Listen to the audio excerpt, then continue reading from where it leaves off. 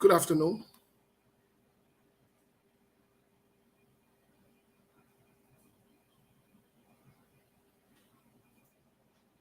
Good evening, ladies and gentlemen. We'd like to say thank you and thank you for joining us today. Uh, Welcome to today's edition.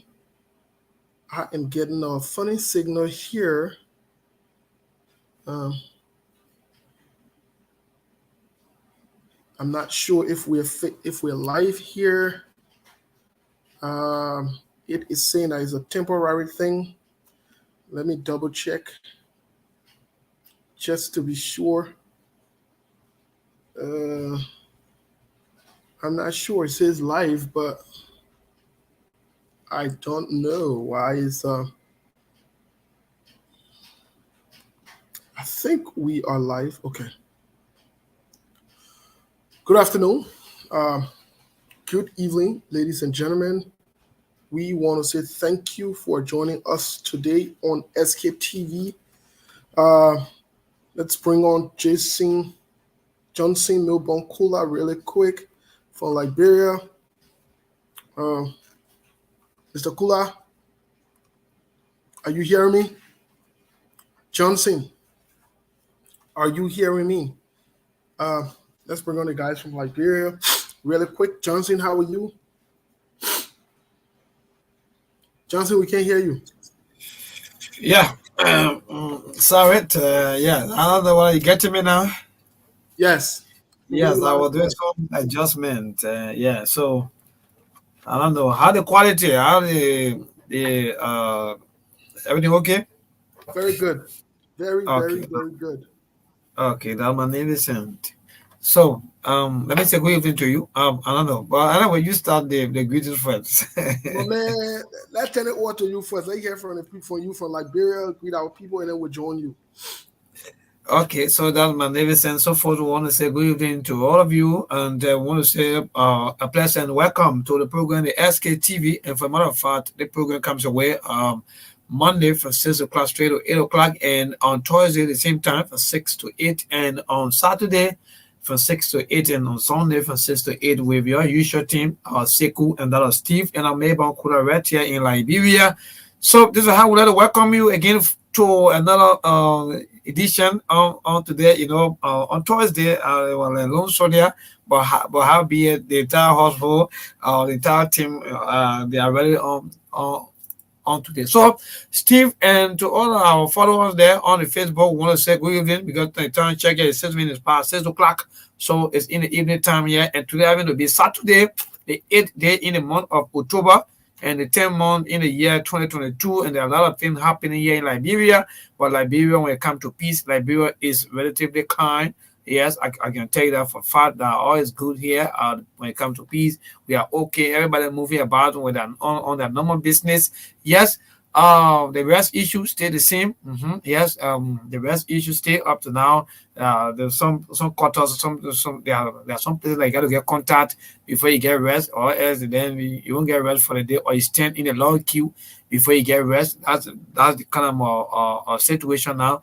But another one is the petroleum prices. I don't know, but thank God, while the other one is going up, is scarce. The other one is coming down. So the petroleum price in the market is really coming down.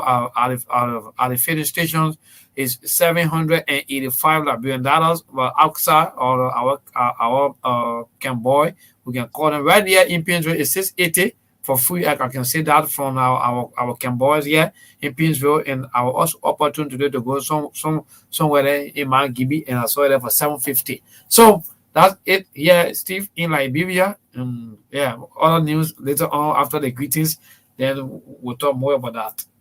Thank you. Mr. Connor should be joining us here in just a few minutes. We want to welcome you. Like you said, welcome those of you who are following us on the radio that are listening to us via the radio. Troop FM 96.1. You can save your data and listen to us via the radio, or you can come on Facebook, follow us on SKTV Live or SKTV. Either ways, you would. We're also on YouTube. you'll have the opportunity to follow us. Today we have a lot of things to talk about. As you can see, the topic, the road to 2023 presidential elections. We want to bring you, not to stay distracted, we want to bring you some critical information. Something strange is happening. We want to talk about it today. Something very, very strange is happening. We want to talk about who the players are and what's happening. And also, I will ask a question today. I said it on a show, and I wrote it on one of my Facebook posts. Somebody came there, but thank God is in writing. But there is a ground being laid here for something very interesting. Very, I will dive into. Okay. And I don't want to rush. I don't want to rush ahead of myself. But something very interesting, very, very, very, very interesting is happening. Okay. And when we see these things, for some of us who pay keen attention, we'd like to bring it to your attention. As you write, we will recognize you, but you don't want to miss to this show. You really don't want to miss to this show on what's going on and what's expected to happen. Melbourne, just before we go on to other news, really quick.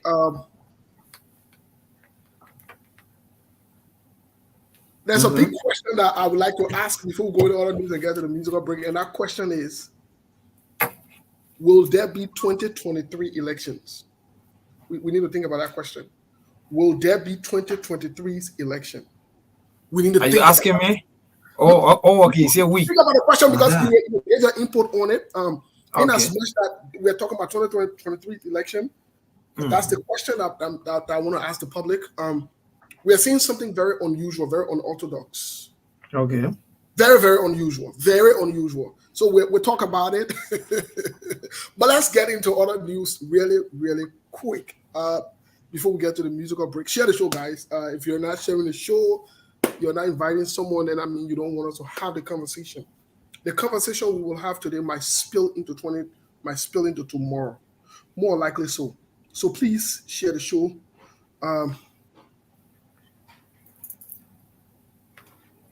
Please share the show. Hold on one second, okay? Please share the show. Please share the show because the show will be noisy today. Let me just say, the show will be noisy. Yo will be on the show. We'll open your eyes to something that you're probably not paying attention to. But the show is expected to be noisy today. But let's get into other news really, really quick.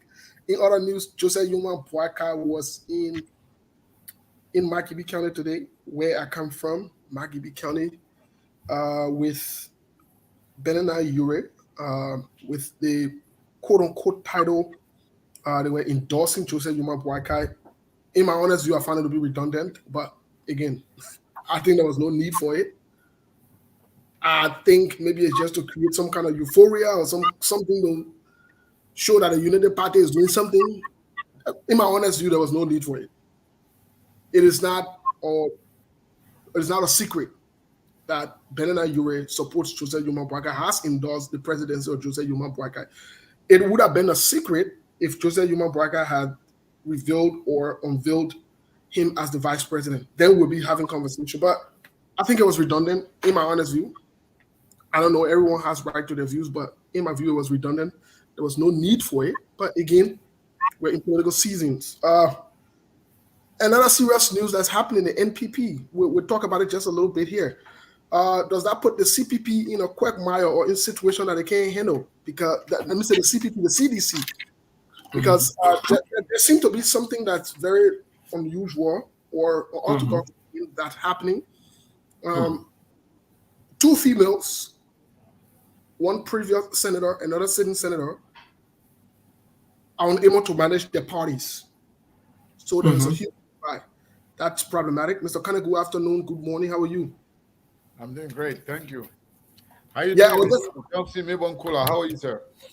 Yes, and I'm doing good. Thank God, at least that we are moving very strong in Liberia. I don't know about your end. Yeah, we're doing great. Okay, that's magnificent. I was just teasing on other news before we can share I've been following, I've been listening. Go ahead. Oh, okay. So I'm not sure, but like I said, we're expanding it in a little bit here. I'm not sure if something is wrong from the female block of leadership, especially in politics. And I'm not trying to cast any doubt on female leadership, but this is very concerning that simultaneously 2 women in this year were not able to manage big political parties. There has to be a split. Yesterday, the NPP, we saw them. It got very noisy, it got very heated, and it got problematic. So, I mean, we have to really see what's going on. But also in other news, Mr. Alexander Cummings made an announcement, posted a list that has created some likes and dislikes. How be it? I have my own dislike with the list. I have my own questions with the list. But again, since we're not part of no political party, I will probably we can say what we need to say about the parties, criticize them, criticize the leaders, point out their faults, but at the end of the day, they'll have the final decision, the final call. With the ANC list that I pull out, one of the concerns I had was maybe the timing. But in all honesty, the list itself is strategic. The list is strategic. And I think, like I said on my Facebook post, the list is forceful. Whether I like some of the individuals that are there or not, that list is forceful. The individuals that I see there, the people that I see there, again, considerably. But we move fast forward to what's happening in Liberia really quick. Now I'm starting to think that is the CDC in bigger trouble, because that's what we're going to really spend some time into in 2023 and see what's going on. But Mr. Connor, there we are. Unless you have anything else to say, maybe we can run to the musical break and get back and get into the show. That was for other news today. A lot of things are happening in our country, Mr. Connor. Well, as always, it's good to be here. I want to say welcome to SKTV once again, everybody. We are coming to you live from Phoenix, Arizona. And those of you watching or following us from Liberia on whether on SKTV or you are on the radio, want to say thank you. If you cannot afford data to listen to us or watch us on TV, on the phone, you can tune to your radio FM 96.1. That is the very, very easiest way to connect with SKTV. As mentioned by Johnson Mayborn Kula, we are here every Monday, 6 to 8 p.m. Labrador time, and Thursday, 6 to 8 p.m., Saturday, 6 to 8 p.m., as well as Sunday. I want to say thank you to all of you for following SKTV. And I want to take this time to say a big thank you to the management and team of Truth FM, and also especially a special thanks and appreciation to our brother, our colleague, Mr. Johnson Mayborn Kula, who is making this possible. This is very, very important. It's a very, very important day. When we come on this show, trust me, there's no shortage of news. There are a lot of things going on right now. We can only cherry pick as to which one to talk about, and everything is important. Don't get me wrong. We are not just choosing the important one. We're choosing everything that we think that you will let you know. That we think you will let you know. But in case, again, those of you who are not sharing the show, you got to share the show. It's important. People watching or listening to us on the radio, they don't have to share. They are hearing it. And if you're in a taxi there, don't turn it off. Stay on SKTV. Stay on Truth FM so that people in the taxi can be a part of this conversation. So it's very, very important. If you haven't shared the show, please go ahead and do so. I know Joseph Conto, I don't know whether you have shared the show, whether your boy Prince already shared the show. I'm not sure about that. But those of you who are not sharing, please go ahead and share the show. It's important.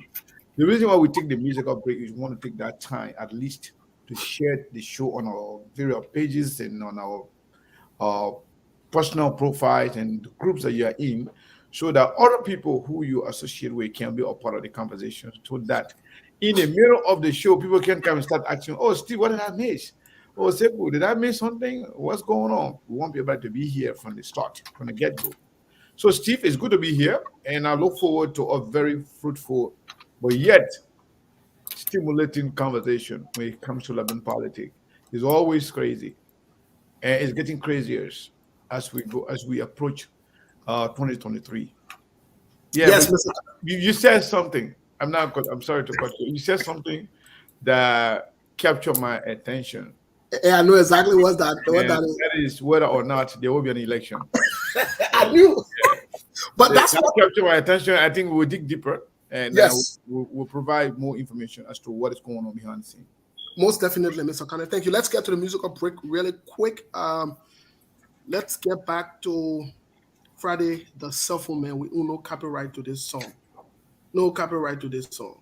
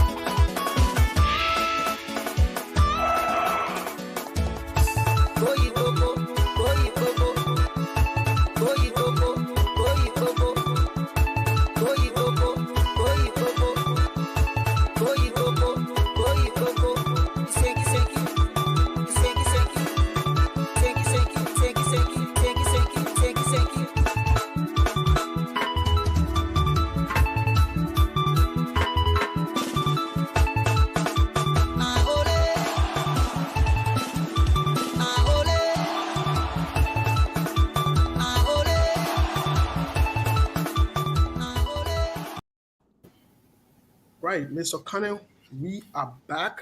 A lot, like you said, a lot is going on. I'd like to.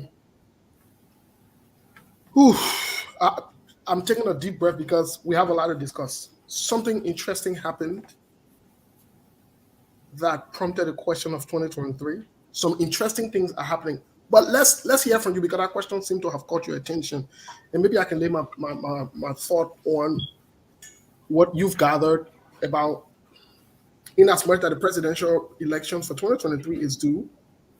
But then this big question is there, it's being asked, or people are not seeing it, but again, on SKTV, we try our possible best to predict, unfold, and tell you ahead of time before we get there. So the biggest question for today, again, that could more likely so transition to tomorrow unless our guest confirms by tonight for tomorrow. Do you think 2023 elections will unfold amidst everything that you see, will happen amidst everything that you see, Mr. Cannon? What is your view? First of all, like you said, SKTV, we don't like or we don't want to be a carrier of the bad news. Equally so, we always want to stick to the issue and provide people the information needed so they can make an informed decision in any aspect of politicking, in their political surgeon. But I want to say thank you to you again for bringing this up. This is very, very important. I'm getting a call here, Steve, from Entry. Did you talk to her? Did you talk to her back? Yes, she and I were in communication, and she's scheduled to come. I did confirm with her that she will be on briefly with us tomorrow. Yes, tomorrow. Okay. She will be on briefly with us tomorrow. Tomorrow. Okay, just a second. Just a second. So.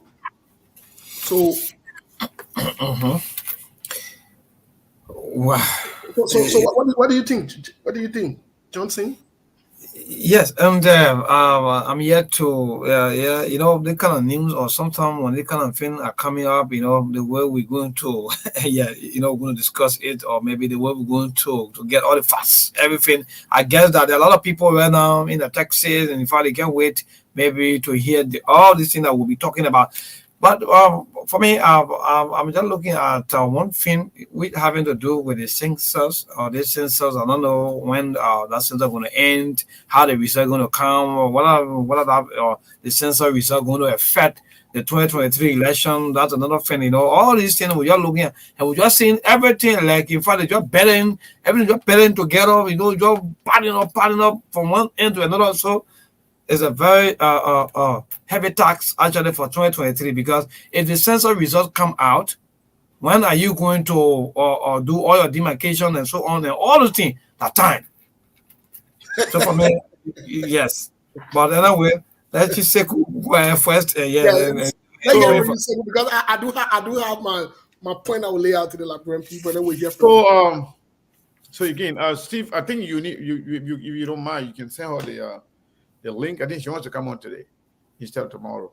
No, we're scheduled for tomorrow. She don't run a decision on the show. We decide. She said you missed you got missed on the street order. She said that today. She said because she got a different schedule tomorrow. Mr. Cannon, Labrampo waiting to hear from us. Can we please have that conversation? Let's have the Labrampo conversation. I will speak with her. I'll coordinate with her. All right. So like I was saying, when it comes to the election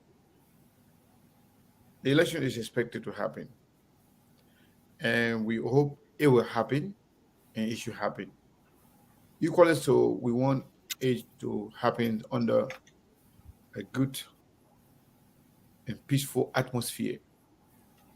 Election is not just about election. Elections are done for a reason.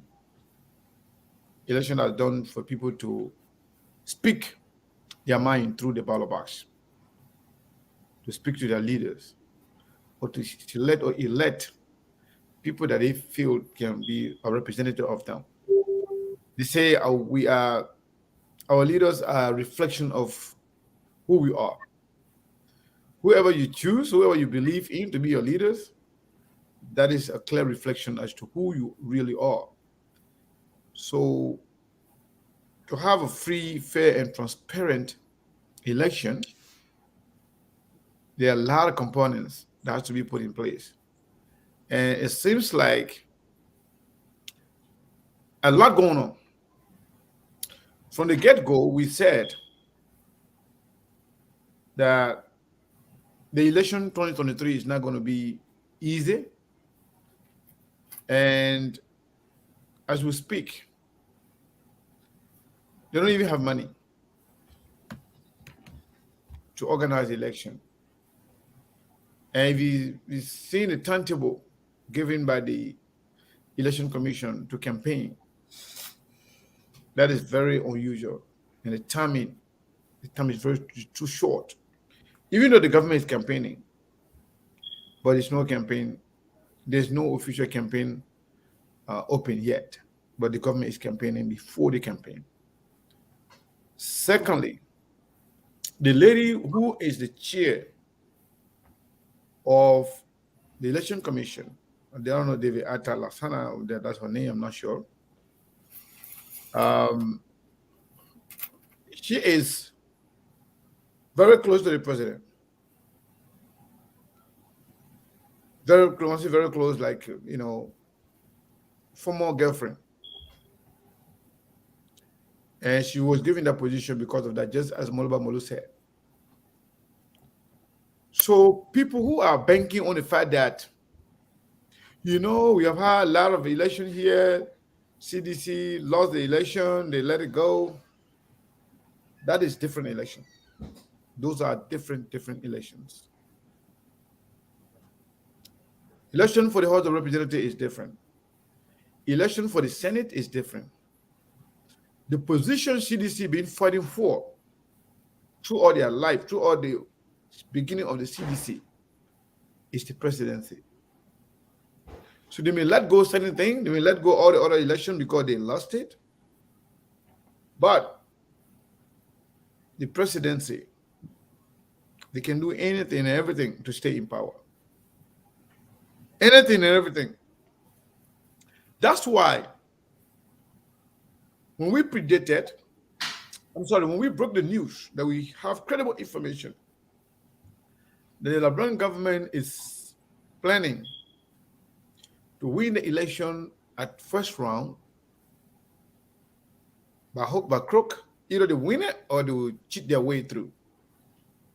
Some unscrupulous elements went and took advantage of that information. They created fake video to make the information look fake. They created a video, and when they created that video, everybody condemned the video. Even the government went as far as telling people that they're going to be arresting people for the fake information. But that's why I say most of the thing that video said, I don't agree with it and I don't believe in it. Especially when it comes to the recruitment of a rebel, this and that, and this thing. No, all those are cosmetic part of it just to make it look like fake. But the truth is, the government of George Manneh Weah already know that they cannot win election through free, fair, and transparent process. They know very well that they are now unpopular with the international community, especially with the United States. They know that they cannot win the election. So what they will do, two things. If they are going to win, to force it to win through cheating, they will do it. But close to the election, if they found out that no matter what they do, cheating will not cut it, they will create an environment, unconducive environment, to postpone the election. Listen to it. It's all about winning. But if they can't find their way through to cheat, they will create a situation. Even this government can create a serious situation wherein the country can be unstable just to remain in power. It is a work in progress. They are working on it. I don't know what you know, but when the time is wrapped, we will talk about detailed information as to what and where and who are involved with the planning and execution of the election fraud. It's true. They want to cheat. They want to rig the election. It's true. They don't like it. That's why when I posted it the last time, when you talk about it, they don't like it because they don't want people to, to sit and expect what to happen. They want to shock the people so they can say, no, it's free and fair election. Just as what happened in Lofa County. Lofa County, they did not win the election. But they cheated the election knowing that the opposition are going to fight because Unity Party was left alone by everybody. And people didn't care about what happened to Unity Party because Unity Party destroyed the CPP through Joseph Boakai, Henry Costa, and Benina Ure. So people were angry. So they took advantage of that. You know what? We can cheat them and nothing will happen. They cheated in that place. That's the truth. They know it. As a matter of fact, seditionists knew that they were not going to win the election. They considered even ahead of the election in Lofa County. But when they found out that those guys were not serious people, you're talking about Unity Party, they did not do their due diligence, making sure that they have representatives or at every polling center. They took advantage of that. In the Bandit Belt, Vahun, Kolahun, Masabolahun, all those area, there where they went, they inflated the number, knowing that nobody going to fight them. They got no respect for Unity Party as a party. They feel like Unity Party is nothing. As a matter of fact, everybody, you listened to Akala Grady last time, he said the person who was the Secretary General of Unity Party lived half of his life with me. They got most of those people in their pocket. They gave them money. Some of them got businesses that they control them. Some of them they got nothing. They don't work, so they depend on them for handout. So Unity Party was cheated, knowing the fact that Unity Party did nothing. Let me tell you why Unity Party was cheated, and they know that Unity Party can't do anything, Steve. The last time we saw this thing being discussed, the last time we listened to this, it was Joseph Boakai himself. When he was giving the document to read to the press, and he did not take questions. Joseph Boakai said, you will hear from our lawyers, our legal team. They did not concede. They did not accept the result of the election. But they say you're going to hear from their lawyer.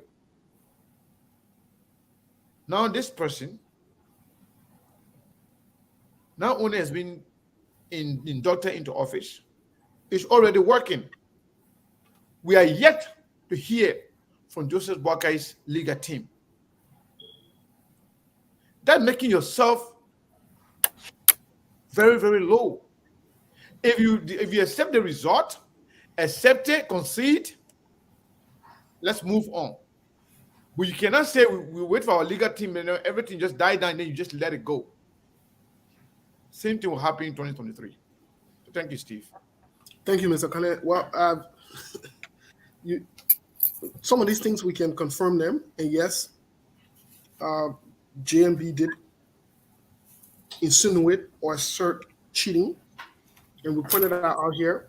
And yes, the Unity Party did nothing. With everything that happened, they did nothing. But I want to take this conversation from a different angle as to why I think 2023 might more likely so not be possible. This will sound strange, but like all of you have said,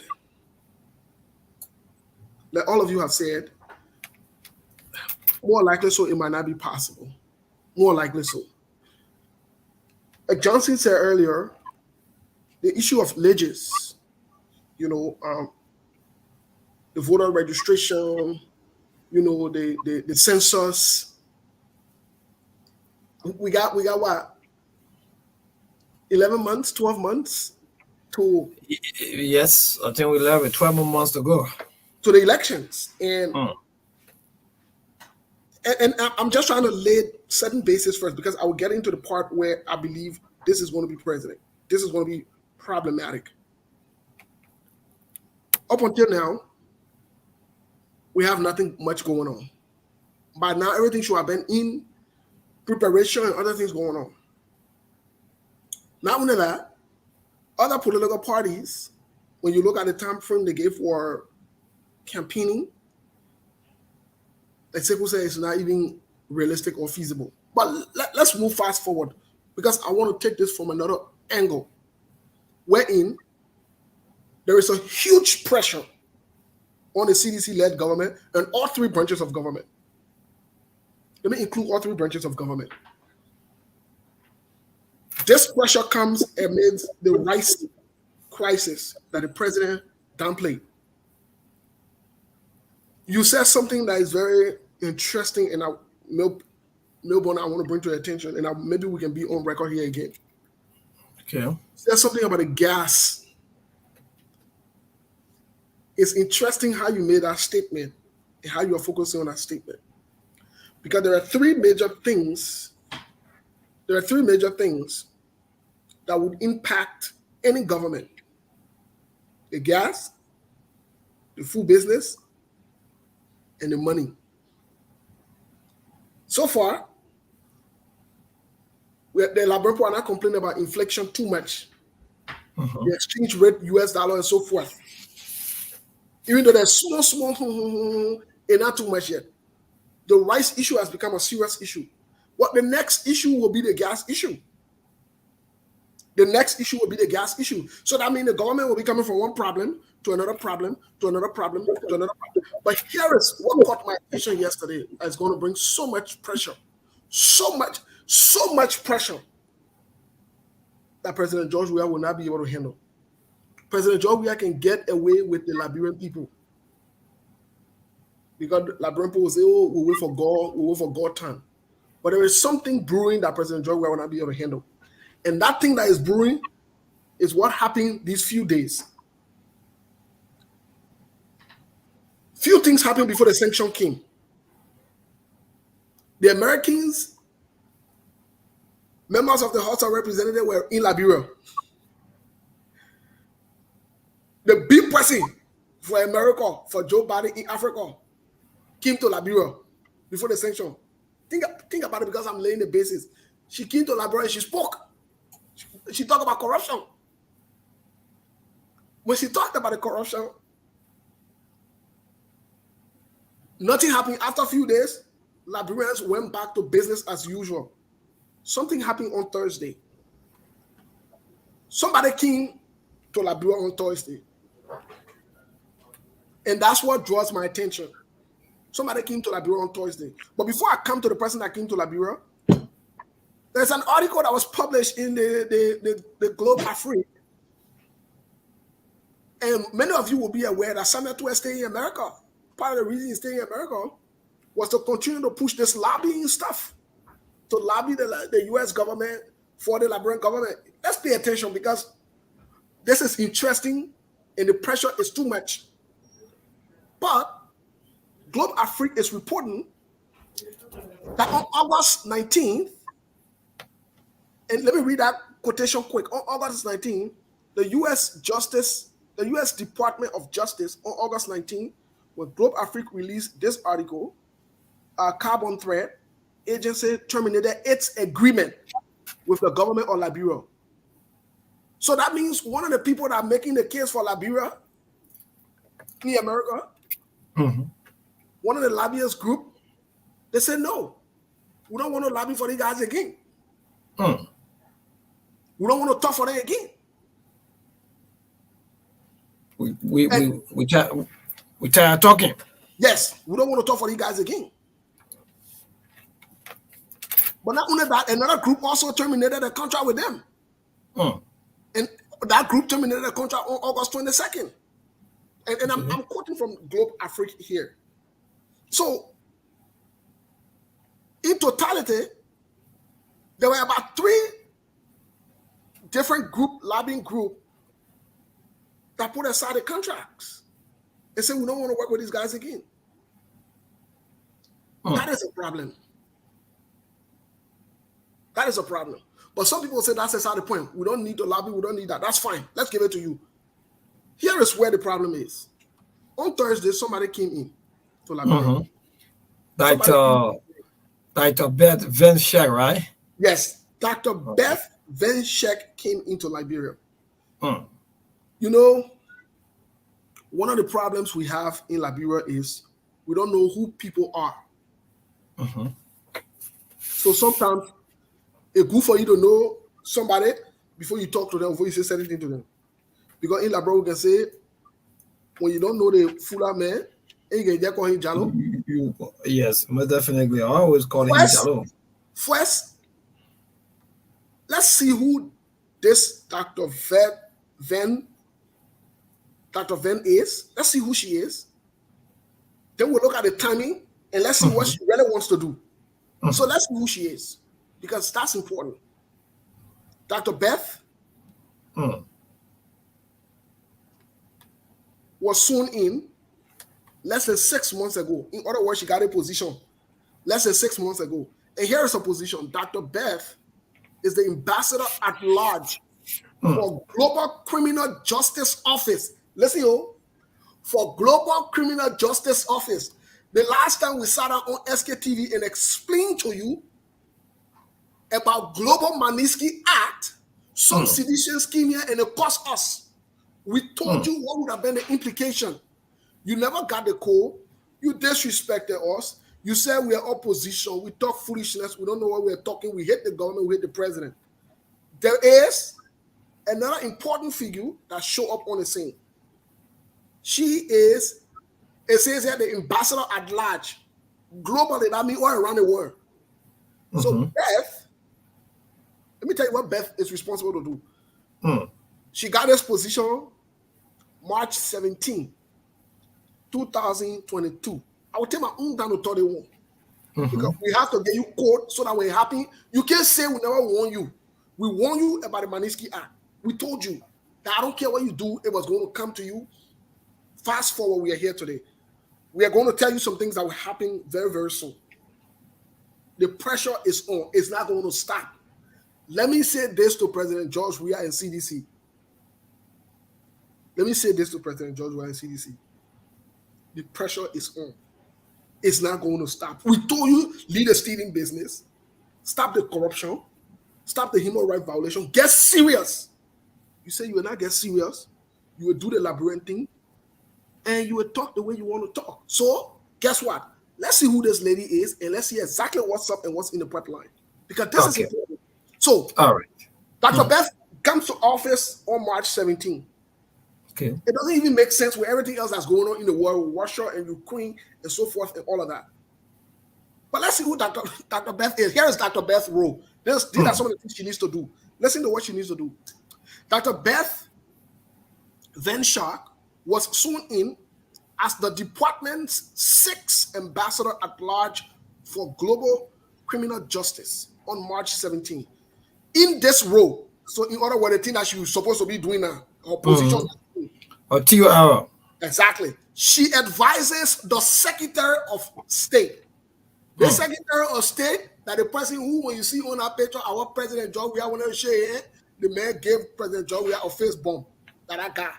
The Secretary of State is one of the people that before they put any sanction or other thing, they are well and they know exactly what's going on. So Secretary of State, that BB people.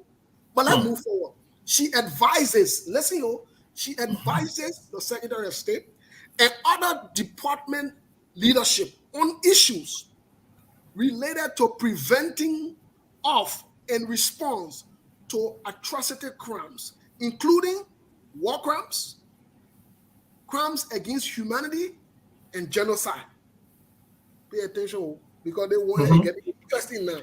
The basis has been laid for us to understand why is it 10 years ago, 15 years ago, this office did not focus on war crime and other things. But let's see exactly what's up, because we need to see some of her things that she did.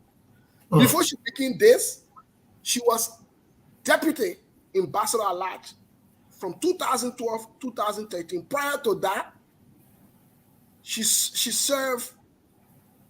Prior to that, she was also a professor at a university. She was a visiting professor at a university in human rights at Stanford Law School.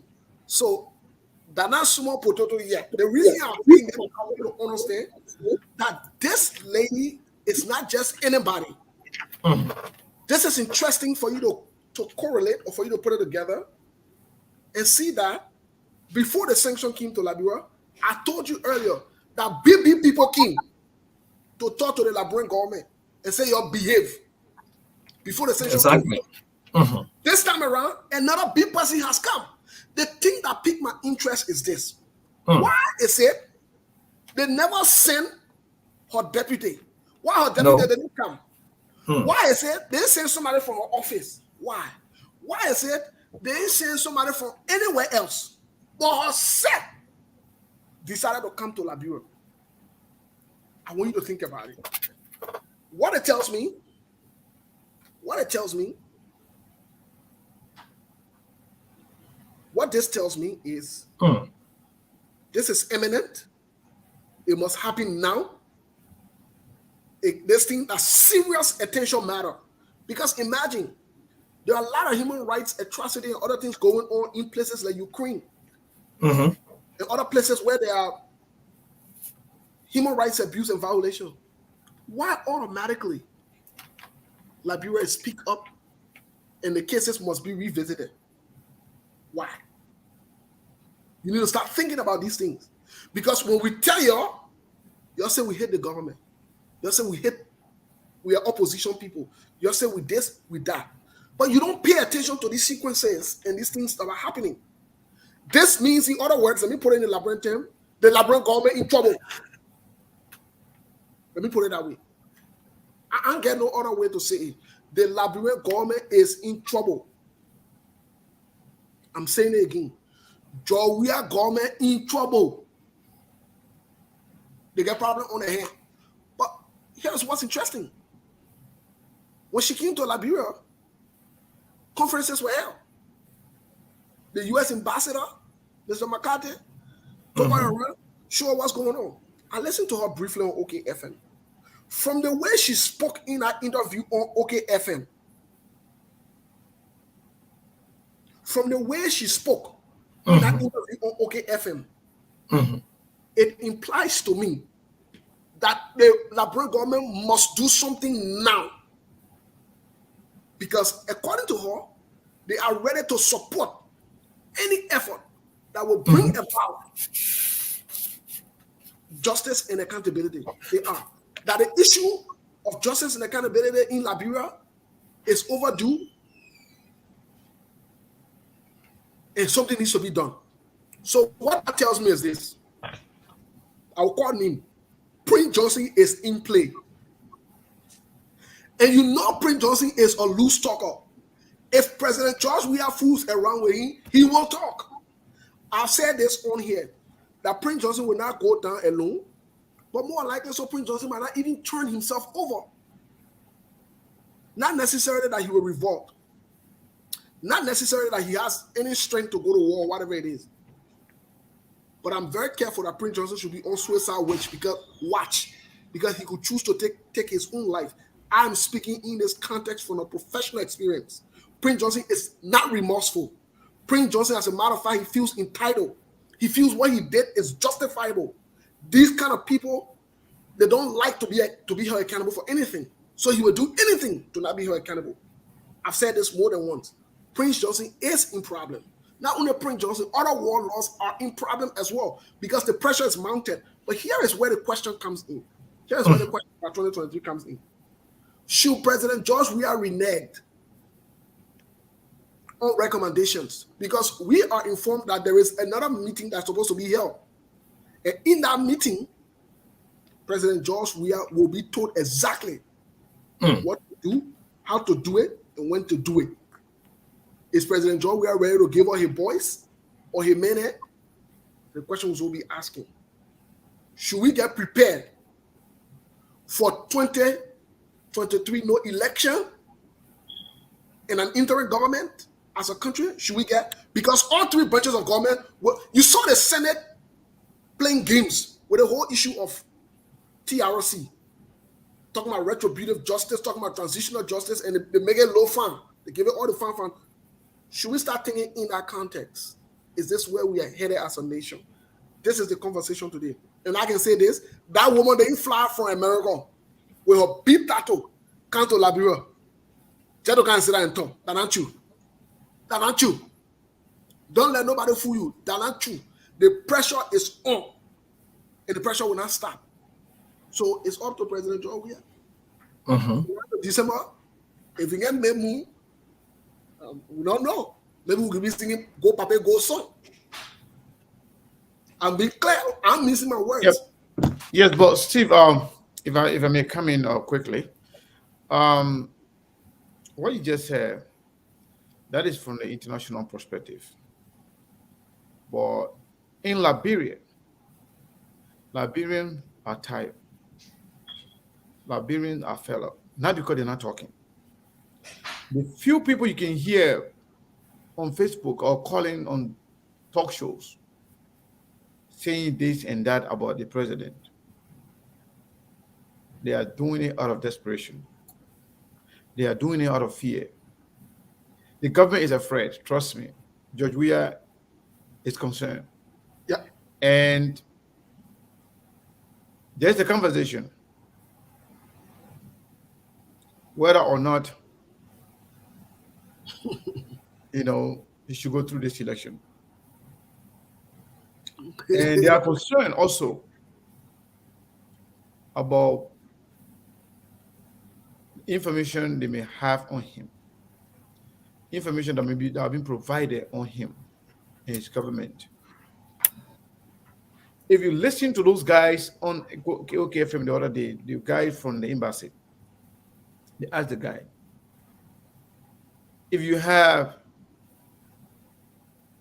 a Magnitsky sanction on you and a travel restriction, visa restriction, whether it will affect your spouse and your children. The guy outrightly say yes. He did not even miss it. He didn't say, oh no, no. He said once you are under the Magnitsky sanction, you are affected by it. Your wife, your children, they'll all be affected. You think Joe don't want to live a life after presidency? Everything that he's putting together now, all the money he's getting, you want to make good use of the money, you want to live happy life and flamboyant life at that rate after the presidency. So I foresee negotiation. Okay. Negotiation wherein he let it go. The presidency let Liberian people live in peace and harmony, or go on the other route and possible deal or possible confiscation of his properties and possible trial. So in short, not having an election, if it's under normal condition, if there's any reason that you cannot have an election, they would think that they will be the one to continue because they are the government in power. They are reading the thing wrongly. Now, after your term expires, all three branches of government, when their term expires after stipulated time, you will be bound to either have an election or have a transitional government. They can lead the country to a democratic and peaceful election. Yep. So all the thing what you're doing, trying to play a game, that election should try to avert the election from happening. Let me tell you something, Steve. Like I told you earlier, they think they can say we can postpone the election because of X, Y, and Z situation and still remain in power. That's what they think. Yeah, they want to play smart. They think they can postpone the election and stay be in power, so that they will prevent opposition from winning. But let me tell you, the Liberian people today, the anger that you are harboring in your heart, the frustration that you want to vent out at the ballot box,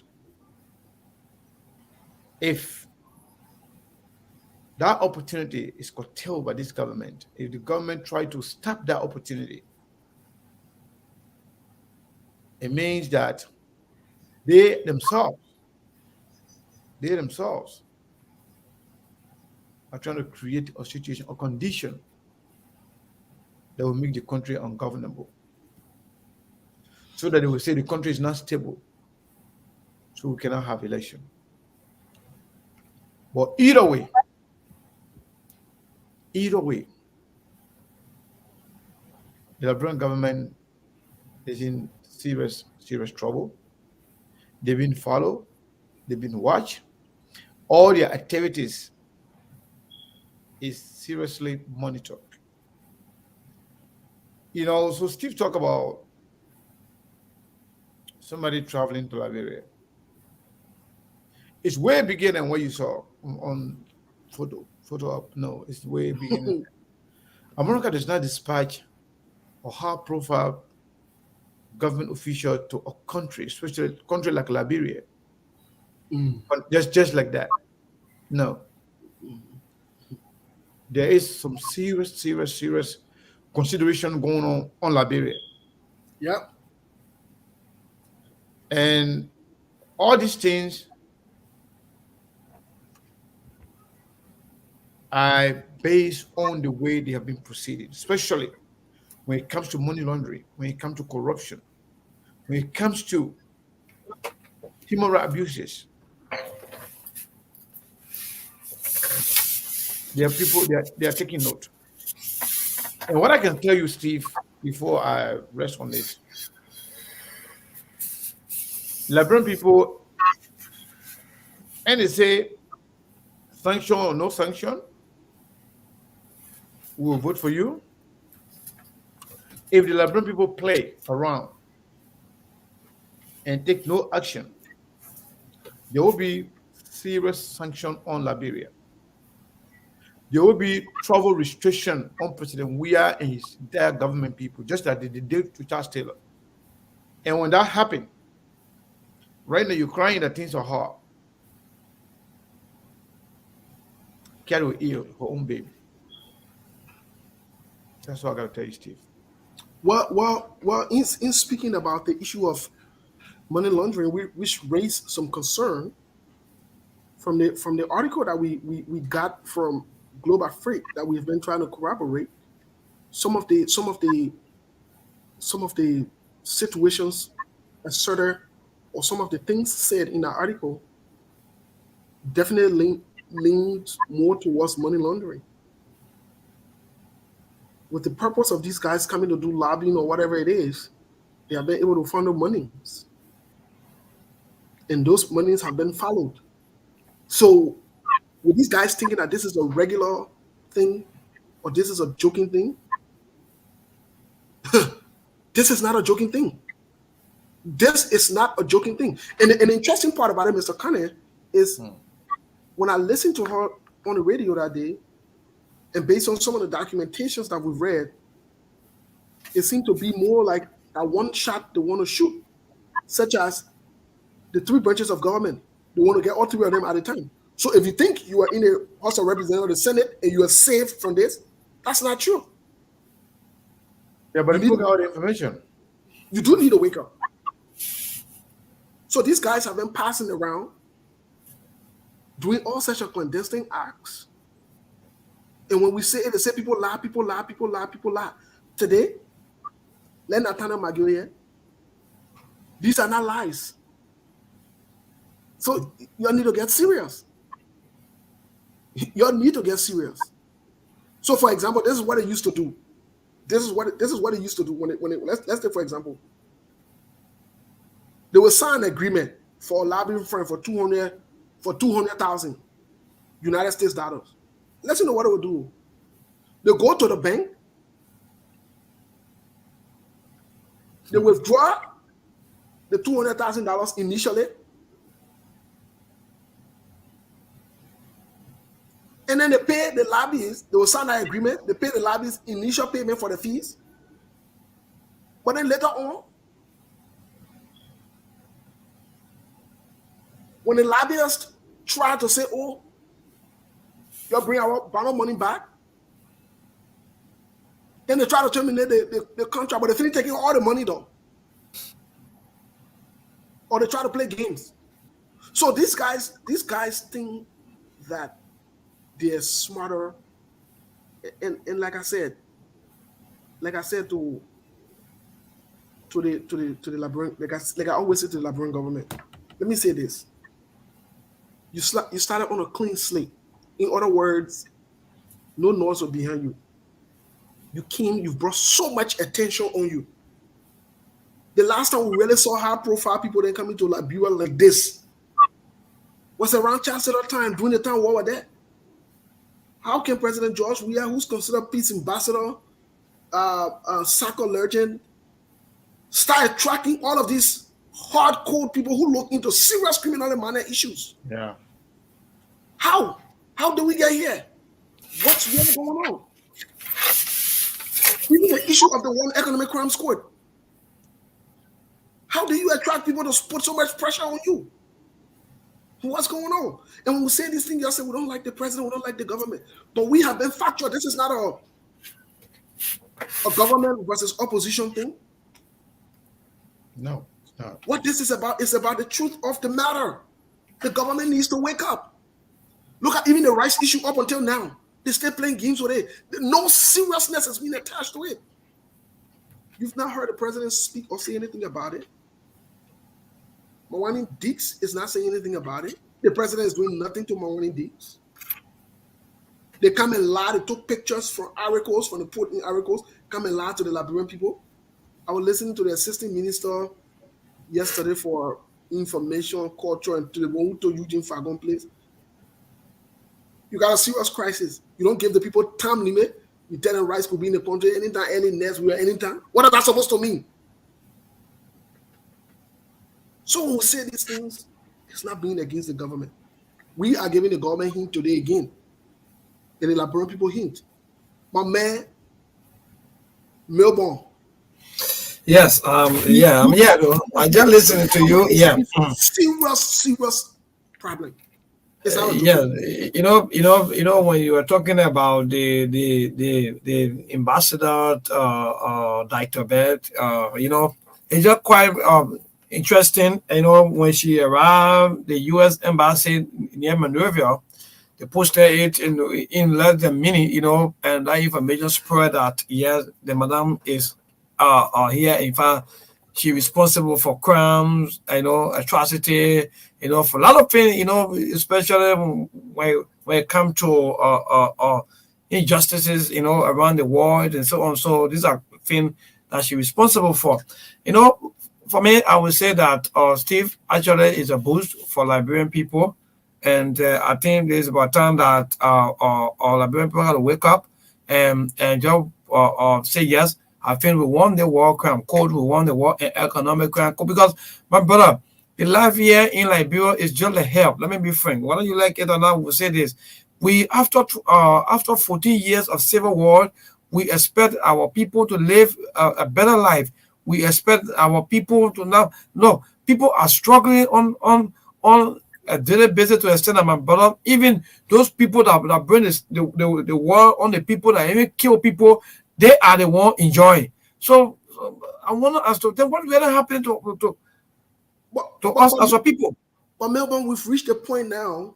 We've reached a point now that this call is no longer the Liberian people making that call again. In as much that the American people wanted to make that call, this call has reached to the peak now wherein other people around the world who should be holding people accountable will intervene. Because if it left with the government, or it left with the Liberian people, with some of the Liberian people, I don't want to say all of them. If it left with the government, because they are manipulating this process, They are pushing this process around and making it look like it's a joke. Yeah, but Steve. Let me not call. Yeah, let me not call it off. Liberian people have been protesting for a very long time. Yes. And you can speak to that. Yeah, Liberian people, they really be on the streets, protesting for the war and economic crime, go back and forth. Even the current CDC chairman, Honorable Morgan Monu, Exactly. even protested time was outnumbers. So I don't know why you say that you are now having the authority. Now you don't want the war crime code to come. So that means something is happening somewhere. The government is being lackadaisical about it from a political standpoint. They want to make everything political and they think they're smarter.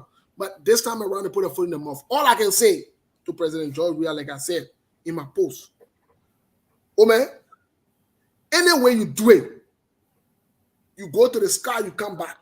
Any way you do it, you can't get out of the hot water. Liberia had to turn a new page on a very serious note. In fact, we're not going to go back to any kind of thing that going to 1 minute or second 1 minute. Liberia had to turn a new page. So whether President we are like it, let me just say this or not, whether President we are like it or not, I think we had to move on. My brother, we got to move on. Liberia got to move on. We need justice system. We don't be here in a country where people just come and do things and just go on a kind of maybe friendship basis and so on. No, when we graduate, we have to move on as a people. So let the war and economic code come, at least so that some of the people that are passing around with a $150,000 car, as soon as you get them a job in less than 3 months' time, they start buying cars and horses here and there. Even the Nathaniel Mangela even talk about. I said this they on Thursday. All the wrath and fall today of all the Hulu between President Weah and Weah, it began from January 22nd. When President Weah took over January 22nd, all the way to February 22nd, everything was normal. Liberian people were like giving him all what they want to give him so that he can be able to lead the country to prosperity. From February 22nd to that of March, right in between there now when Nathaniel Mangena started taking loan from LBDR, started buying 150,000 at home here and then that there were the problem started small up to now. All the entire government just lose control. So my brother, we need a code. Let me be friend. And then Madam shouldn't leave from here without or settling all these things because we want this thing to be settled right here in Liberia so that we can be able to live a peaceful life. We don't want just group of people just continue to be enjoying the wealth of the country while the majority of the people keep suffering. So what you say? So again, Melbourne, you are very much right. When the lady was going to Liberia, we were told that she's going to engage the legislature on the issue of war and economic crimes code. Because according to the TRC recommendation, the legislature is supposed to play a major role in making sure that the War and Economic Crimes Code is established. But Liberian people themselves, electing some of the same people who are supposed to be prosecuted, the election of those same people to the legislature, that makes the work very hard and harder for it to go through. That's why every now and then they've been given the opportunity, they've been writing all kind of nonsense. In fact, to some extent, they want to review the document. The document that has already been signed and sealed. Document has the work that was completed years ago. But the president has the final saying to sign up for the war and economic crime because the law is there. The document is already sealed. It was agreed upon. As a matter of fact, the act that established the TRC. It's a law. They're not just anything somebody just came around and say, you know what, let me target a few people. No. There were a lot of investment, a lot of money invested in this process. Hmm. You know how many people that were interviewed? Go, if you don't have time to read everything, just go and read the reasons why TRC was established. Just go read that part. And if you're feeling with that, we look at the recommendation. After when they dissected the reasons why what happened in Liberia happened, they came up with a recommendation so that it will not happen again. But as we speak, it's happening right now. Corruption is on a rampage. People are being killed mysteriously. People are being mistreated. And people being discriminated against. Those were some of the reasons listed in the TRC document that gave birth to this 14-year civil war. Yep. Everything that were mentioned in that document are still happening as we speak. So when the president trying to make it look like it's not me, if you leave with me, it will happen right now. It's the legislature. They say, okay, let's go and talk to them. Well, I can tell you, Steve, what is going on right now? If President Weah don't be careful, I will repeat. A lot of things will start to fall apart. A whole lot of things. And I want you people to know, people who are listening to us on the radio right now, I want you to listen to this particular part. If America can go and arrest a Mexican cartel in Liberia,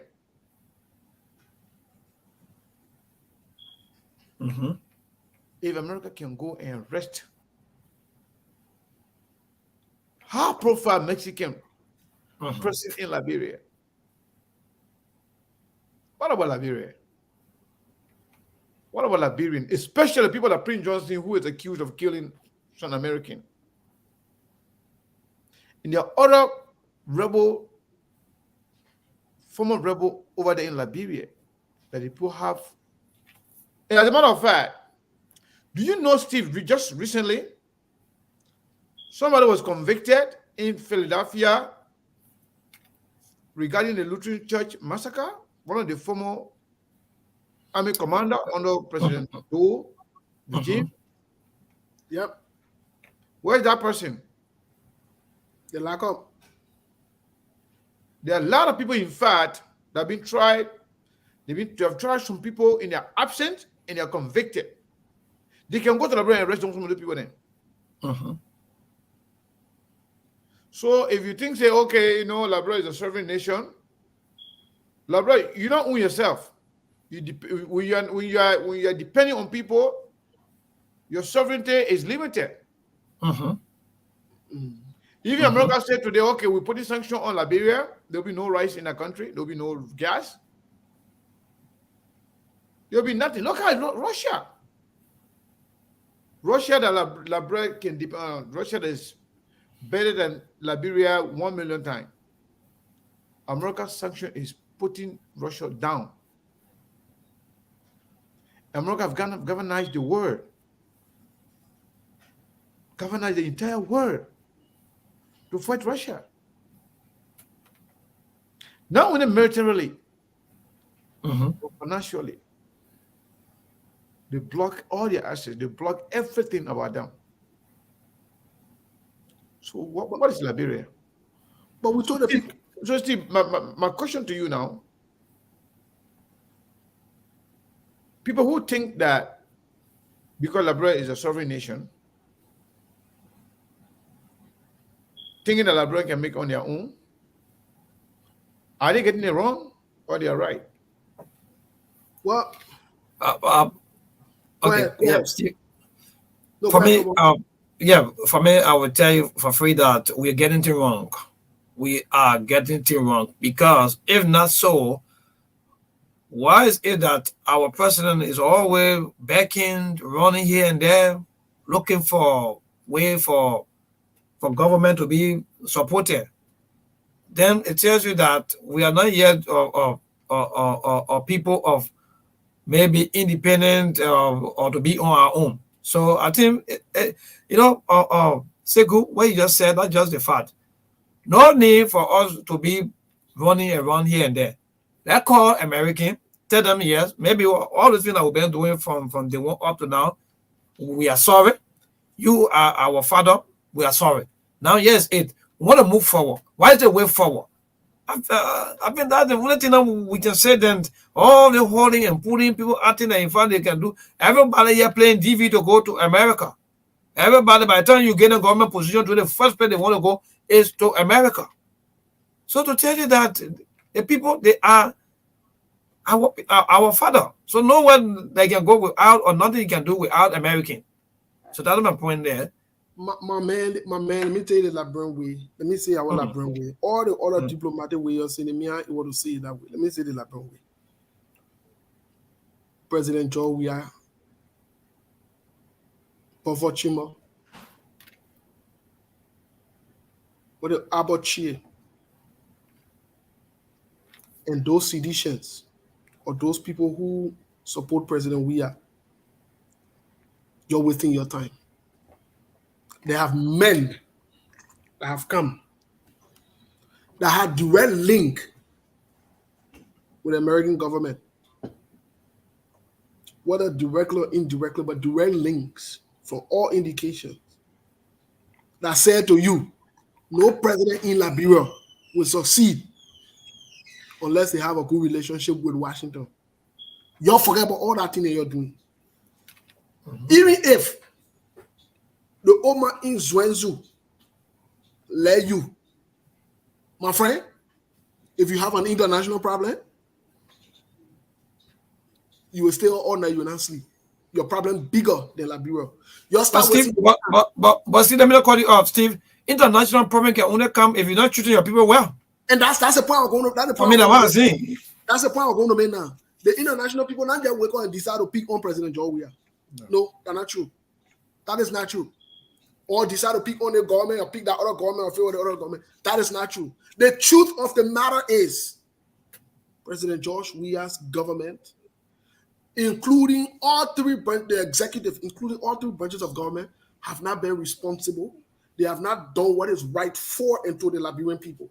But all indications since they took over. So because of that, they must be held accountable. They must. So this is not an excuse. So if you think... So Steve, why is it America paying so much attention to Liberia? Why? Because of two reasons. Because of two major reasons, Mr. Kenneth. The primary reason here is, I've always said it, the CDC-led government is a dangerous government. Dangerous locally and internationally. Because when you get involved with money laundering and you start pushing money around, people can check as to whether it's to finance the terrorist groups or to finance other drug-related activities around the world to create problems. And that is one of the problems they have with this government. These guys have been moving monies around. It's problematic. As evidenced by that, the Solicitor General. Not only that, they take money. The level of corruption is too high and too raw and too open, broadly, with no. But then the second part of it also is they have not been able to cater to the issues in the country, Mr. Kenneth. That is a problem from a local standpoint, Mr. Kenneth. The welfare of the people. The welfare of the people. So based on these two factors, these guys, they are a threat. I don't know if they can go by and turn this thing around. It's not possible. It's not possible. And go ahead, Mabel. Yes, and to just add to that, sometimes it's just quite frustrating that they want to use the political manipulation. Let me just say that way. Sometimes, like for example, Prince Johnson get base, the other person get base. So because of that, even if your people are dying, you don't care because you feel that maybe if you get maybe Prince Johnson, then that means you get Nima County. So Liberia is like, okay, let me get Steve or maybe Sekou, then I will get the people. When I cater to the people, I give them electricity, I give them water, I give them food, I give them this, no problem. I don't get Sekou, I get Steve, it's okay. That's just the kind of politics that we see, and it's bad. Very, very terrible for our country. Our country is not moving forward. Our people's life is not moving anywhere. If you go up interior, you want to cry until you cry for our people. Something. The American attention on Liberia, I think, is beyond just the suffering of the Liberian people. Yes. Because Liberian people, they are their own problem. Because if you say, oh no, they're not everybody supporting the people, if everybody not supporting it, if the majority was against it, trust me, they will not be elected. So if the majority of the people are supporting their visa, that means they like it. But when America wrote the last on Steve, they talk about how corruptions and everything going on in Liberia was somehow undermining or compromising the American interest or in their national security interest. Do you think that was a turning point? That was a turning point. And we'll point out to that report. And that report came from the Security Advisory Alert. It was not just any other report. We talked about that report here. And we talked about the implication of that report, that you don't undermine America's interest and expect to go free. It's not possible. Yeah. One of the problems, Mr. Cannon, that we pointed out from the beginning of the Weah-led government, where it started all this whole thing, is George Weah made a similar mistake as Talbot. When Talbot took out the foreign policy of Liberia and diverted it. When George Weah took over first, the first thing George Weah did was he turned to France, he turned to Europe, he turned to Asia. Our traditional partner, only because he had a child supporting looming over him. You can't take your personal problems and bring it at the detriment of the country. We had a relationship with remember the news you broke on this show about the companies that the American had to step in because they wanted to make deals with the different companies as opposed to in the American interest. It's a problem, Mr. Kane. Yeah. It's a problem. You can't have these people financing almost everything. It's like somebody paying almost all the bill in your house. But they tell the person they can't count to your house. What kind of disrespect is that? So when they say they'll not pay the light bill, ain't no light will be in your house. There'll be no light. Exactly. Yeah. Yes. So let me go back to Sekou. Sekou just said something that Liberian people, they are their own problem, you know, and I think I really understand the pain and frustration of our people here. Sekou, to that, I think sometimes we're not squarely blame our people because on a very serious note, the hope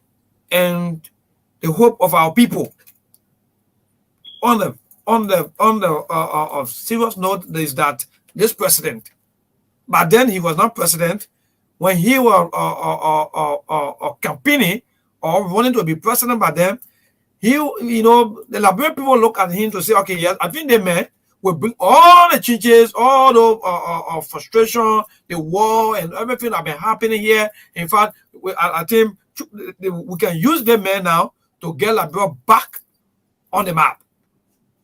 So because quote unquote, we always say that yes, he clean, he have nothing to do with war, he had nothing to do with this, he had nothing to do with that, and so on, corruption and everything. Yes, he was clean. So the hope of the people was the president. So by you saying that Liberian people, they are their own problem, sometimes maybe somebody say, but hey, I've said we don't understand that. We really think that President Weah could make all the differences or maybe change everything that around that we really think of not new. It's going to go the way it's going. Somebody somewhere sitting down talking or maybe saying this because I understand I was here and I'm still here that from 2005 up to now I know what Liberia went through, especially to make President Weah president for Liberia. So, well, Mr. Kane, also on the issue, also on that statement, Mr. Kane, I just wanted to say something quickly about it, just briefly. I think the these guys have been able to put themselves together to even allow themselves to win against the will of the Liberian people. I don't think the elections that have been held most recently, based on the data, based on the information that we have in public, these guys have been able to find a means to manipulate the elections, to determine who they will keep in key strategic areas so that they can be referred to as godfathers. You go to them, you make deals. When they sanction Prince Johnson, one of the things they say Prince Johnson takes money to self-vote. Let me put it that way. In other words, he takes money from people. That's what he does. So Prince Johnson has been positioned in Nimakande. Look at what happened with Edith Congo, where and what the guy named that ran. Look at what the guy who is the current senator now. What's his name? The representative that became senator. I just forget the name. Jeremiah Kung. What happened between them? From the day Prince Johnson put anybody hand up in Nima County, so he referred to himself God's father because they've structured and organized it in a. Prince Johnson said to you, I said Prince Johnson is a loose talker. He told you that even he knew what happened in the 2017 election, but that's not his business. He said, yeah, went to vote somewhere. You want to tell him he betrayed himself? He went betray him? So that is to tell you that there has been manipulation of the data. So that means, in other words, these guys are doing things in their own favor in order to determine who become the winner or who holds a certain position at what point. You saw when they wanted to do that, Thomas Falati and Dara Zelontin had the Liberian people really, the concentration, and that's where you said something that was important. That is why they had the audacity to do what they did in Lofa County. Yeah. Because they saw that they saw the loophole. They exploited the loophole. So, you know, I'm afraid. Yeah, 2023 could be very ugly. I hope not. You know, when we broke the news here that there was a meeting at the Boulevard Palace between the president, Thomas Fala, Molba Molu, Akala Gray, and who else? I think it was just a minister. I forgot all the rest of the people. The only person, security personnel that were there was the guy who is the head of the EPS, with the former election commissioner chair. When they told him, in that meeting, when they told him what to do, because his tenure expired and they can retain him if you agree with them, he said it would not be good. He said Liberian people are angry and it will be a different story. We shouldn't do it. They told the guy, say, okay, we can let everybody go and just keep you there. Just do whatever we ask you to do. You may say no. They remove him. And when they appointed the new people, we told you people here, that guy they call Floss Sion. Yep. Who is called Floss Sion, aka data manipulator. He manipulates the data. He's the one can play with the numbers in the system to show different results. And let's bring in Lofa as case in point. When Deviata Lasana was announcing the numbers, he did not give center by center numbers. He did not. Nope. Because she knew very well, had she done that, that would have somehow exposed the cheating that they did in that part of Lofa County. And she may attempt to do the same thing in 2023. The reason why they never cheated, let me tell you something, in Grand Bassa County, there were a lot of cheating that went on there. Because we have some facts to that effect, 2020. That's why it went closer. It was very close. But the reason why they could not flip it over was because of the fear of the backlash. Exactly. that it could cost the presidency. Yep. Similarly, Darrell Dillon's first election, the reason why they let it go, because of the fear, because of the tension that were in the country after June 7 protests, everything that happened, the way people were angry at this government, at the president. So they thought, had they cheated in that election,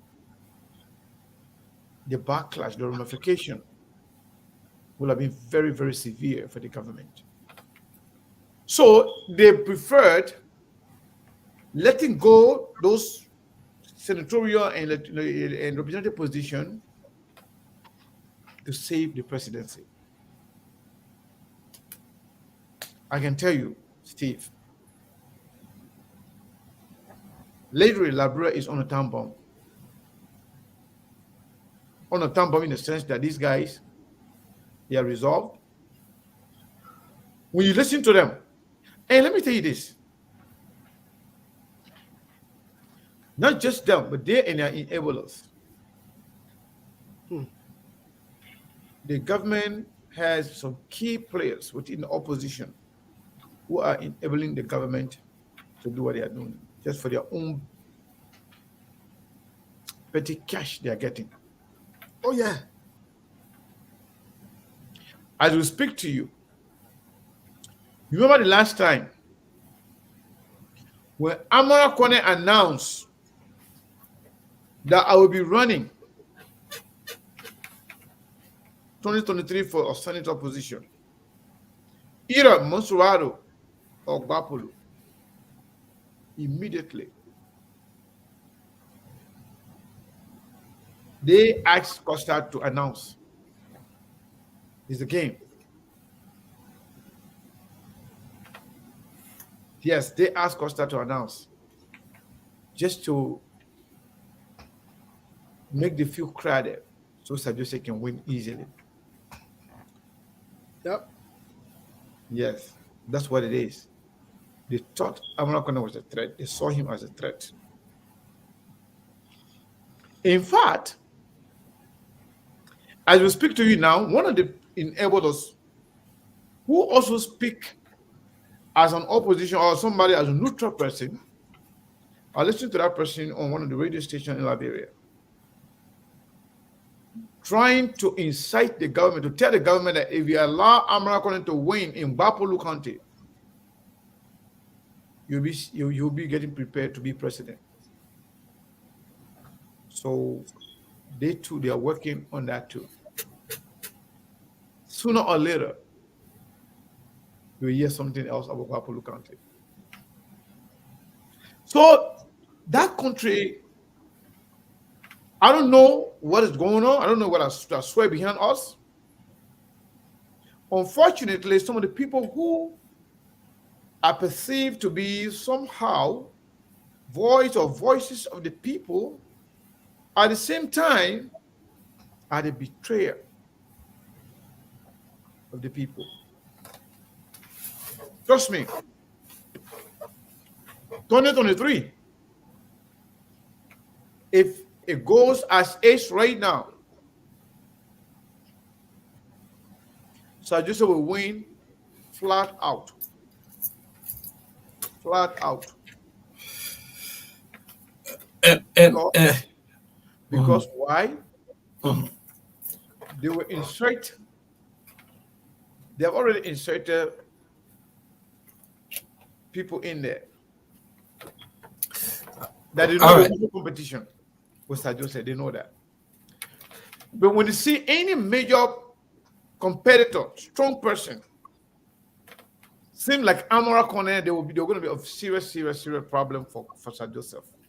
That's why they forced Costa to say, you know what, say you're going to run to.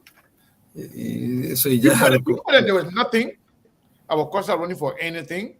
Costa had talked about it long time ago, but then when he showed his blatant support for the government openly, people say, well, this guy can be taken seriously.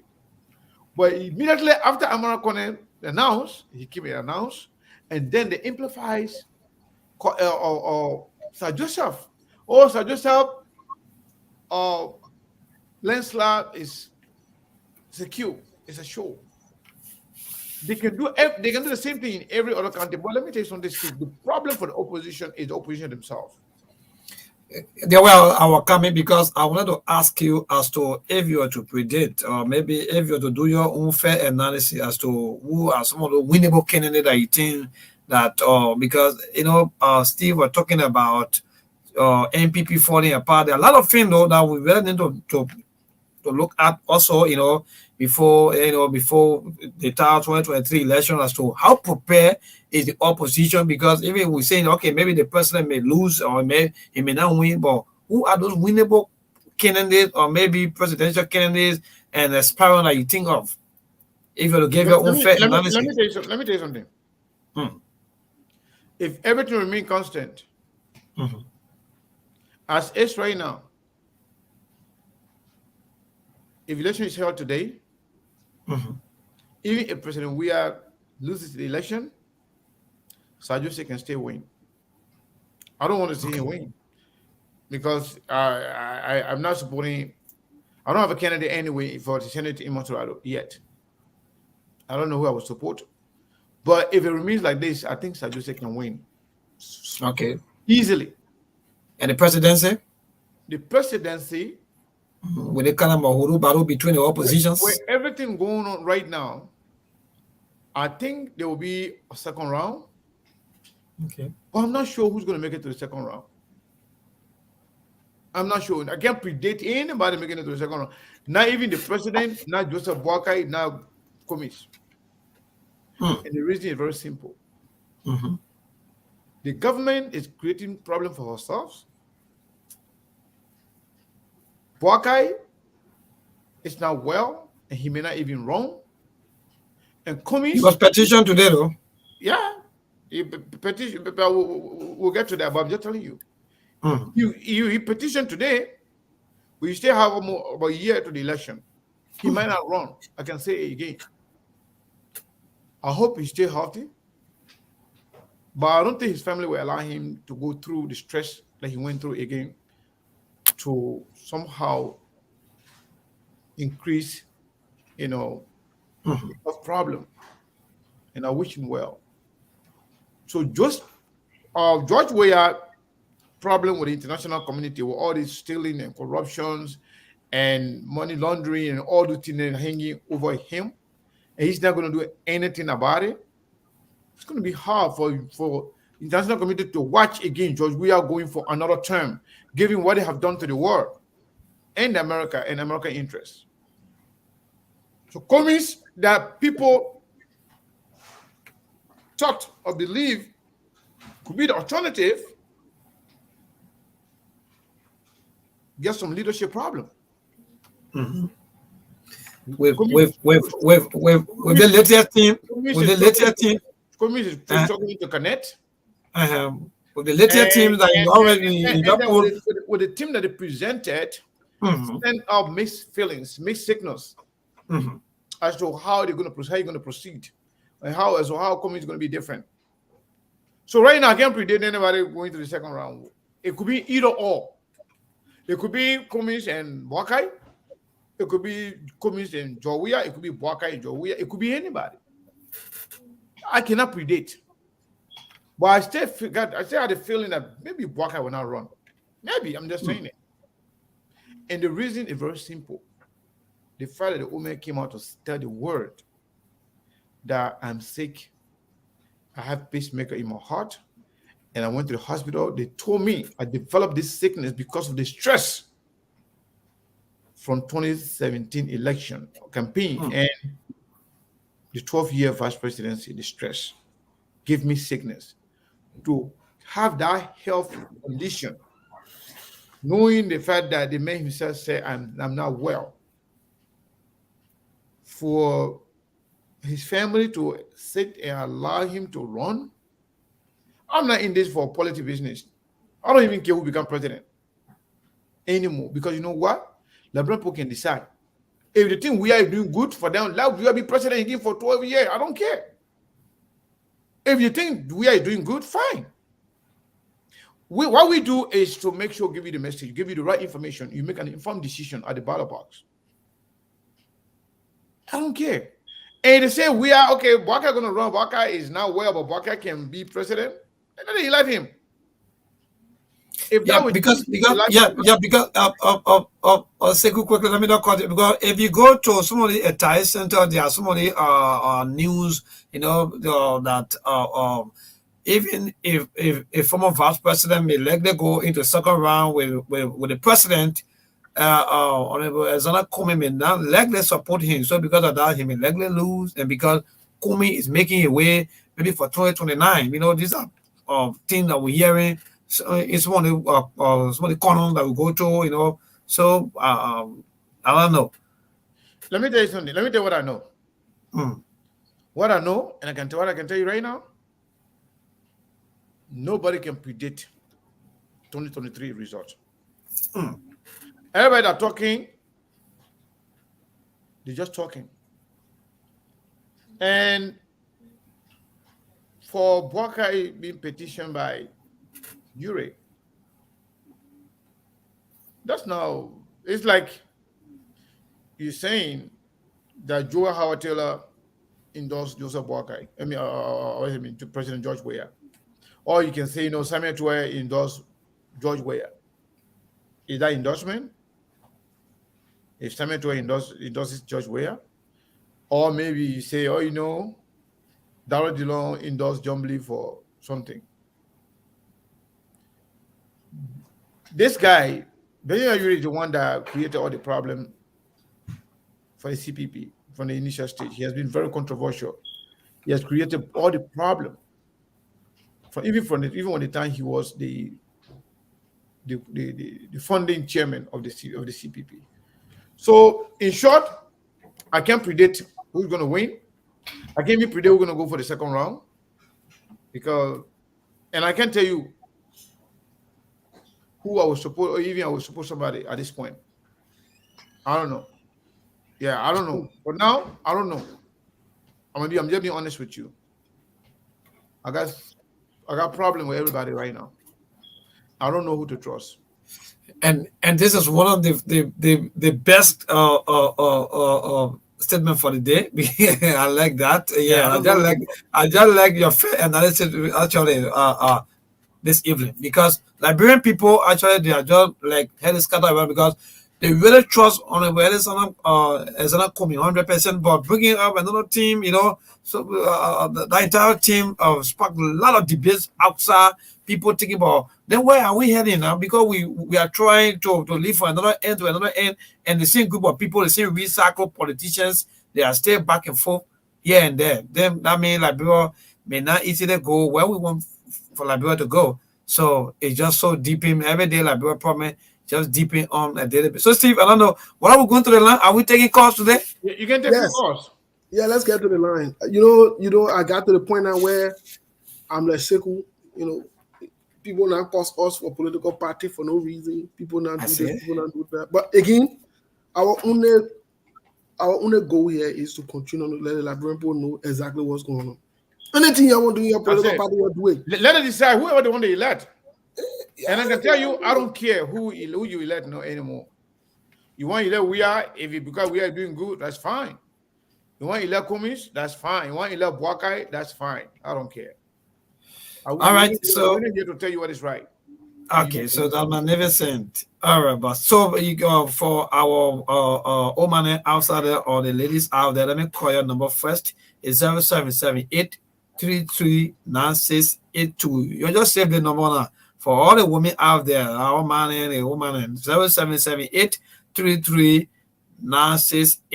Then for for the men, and 0778-339961 for the men is 0778-339961. Again, 0778-339961 for the men. Please just be brief. Tell us why you make of the entire discussion here on tonight. And let me get to the line, pick my first call. Hello. Yeah, I come in the line. Yeah, hello. You getting me now? Okay, go ahead. What's your name and from where you join us? Yeah, I'm trying. Yeah, the line is just Jim. Okay, I come here because the lamb. I got to increase the volume, but you guys, yeah, go ahead. You say your name again. Damn, no, I think I'll call back. Yeah, you got to call back. The lamb. I'm trying to increase the volume. The people keep calling me back and back and yeah and there. So let me get to yeah. What I want to do. I come in 1 minute. The volume is low, so I want to increase the volume a little bit. So why you do that? Let me say something real quick. When we say today, when I say I don't know who I'm going to support, as of now, I don't know. That's not news. That's not strange. We have said this before. And somebody who was saying that, oh, you know, communists let you guys down. No.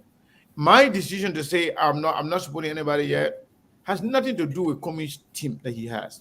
No. The team that was just created by communists, if it's about election, I think that's the best thing he has. I think so. Because it's about election to win, it's about winning. Yeah, you got a good team. Yes. Election is about groundwork. Election is about experience. Election is about being established, understanding the terrain and terrain management. And all right, people that to me, I want you to know my decision to say I'm not supporting anybody right now has nothing to do with communist team. If I was to choose to help him choose, I would have chosen similar people. Because why? Unless somebody is convicted of a crime in Liberia, I will consider you criminal. But until you involve in criminal act directly that is visible, like some of the people that we have proven facts about their behavior in Liberian government. But people who are merely accused because of association, guilt by association, or blanket indictment of people, no, I don't make my judgment on that. The team committee selected, I think the team is good for him. And that's it. All right, the line keep blinking back and forth. So let me just get to the line. P3 call. Hello. No, your line is bad off. So keep a calls coming. Yeah, please move away from the monitor. Yeah, keep a calls coming to 0778. Let me get to the line. P3 call. Hello. Yeah, my brother. Good evening. What's your name, man? From where you join us? Yeah, my name is Washington. I'm calling from Coward. Okay, Washington. Go ahead.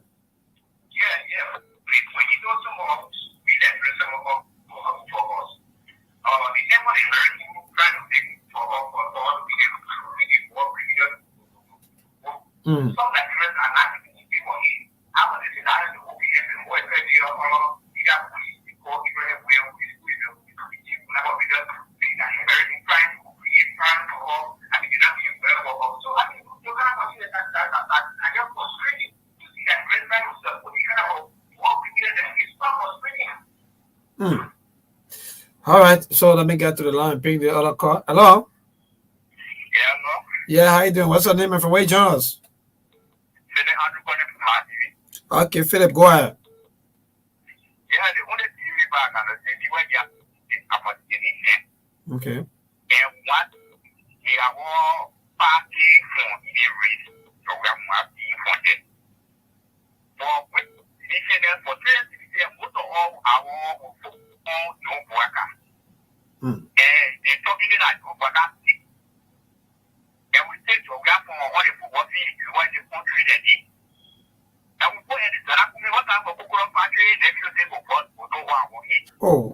So I didn't want to go with you. All right, thank you, man. I'm gonna see you back. Yeah, man, I got to each other. Hello. Yeah, man. They kind of sorry. Hello. Imagine coming from Google Factory. Hello. Yeah, yeah, what's the name of where yours? Okay, go ahead, bro. Yeah, thank you very much for the analysis. Thank you for the GF. All the analysis. The only thing the one thing you said is drew my attention really to what you have said. Look at this video. You ready for the campaign for so we are ready to support him. So I think we pray tomorrow, we pray for the country and let us take our life. We can see how we do the best. Thank you very much. Thank you so much for being so brief for that. And hello. How can the women line not ringing? Eh? I don't know how. Then they're calling you. The only thing about them, they only believe that they go. You know, yeah, how you doing? What's your name? From where you join us? Thank you. The people William Covey in a joining this conversation. Okay, go ahead, my brother. You guys for the program and your analysis.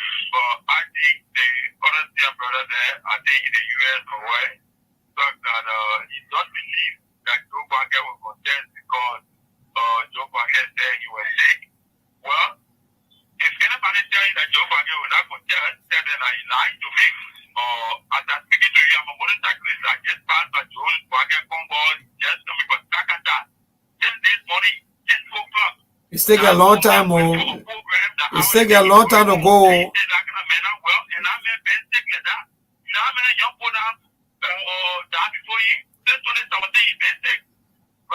Okay.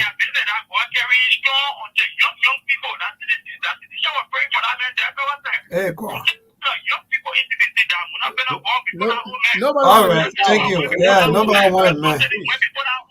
Okay, thank you.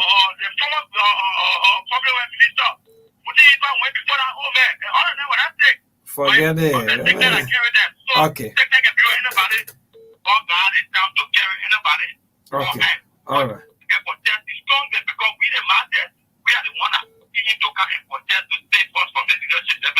Okay, thank you. Yeah, thank you. We gotta go. No time. I'll leave the 5 minutes or the 6 minutes. Can you say? I don't know what. Or should I take 1 or 2 more calls? Take it. Okay, no problem. Yeah, and hello. Hello? Yeah, how you doing? What's your name and from where you join us? I'm Harris. Huh? I'm calling from the Mission from Okay, from Mangibi County. Go ahead, Harris. Okay, I have two concerns. Okay. Number one, it has to do with the sanction.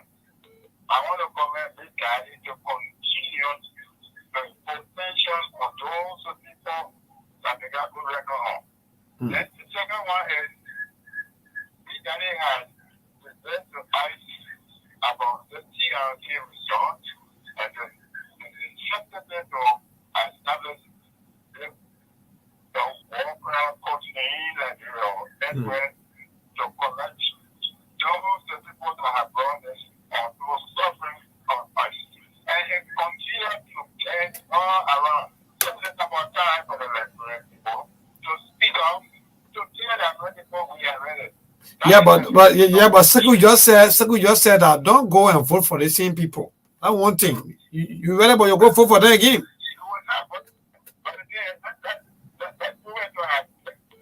Appreciate the coming of their bargaining for to tell them that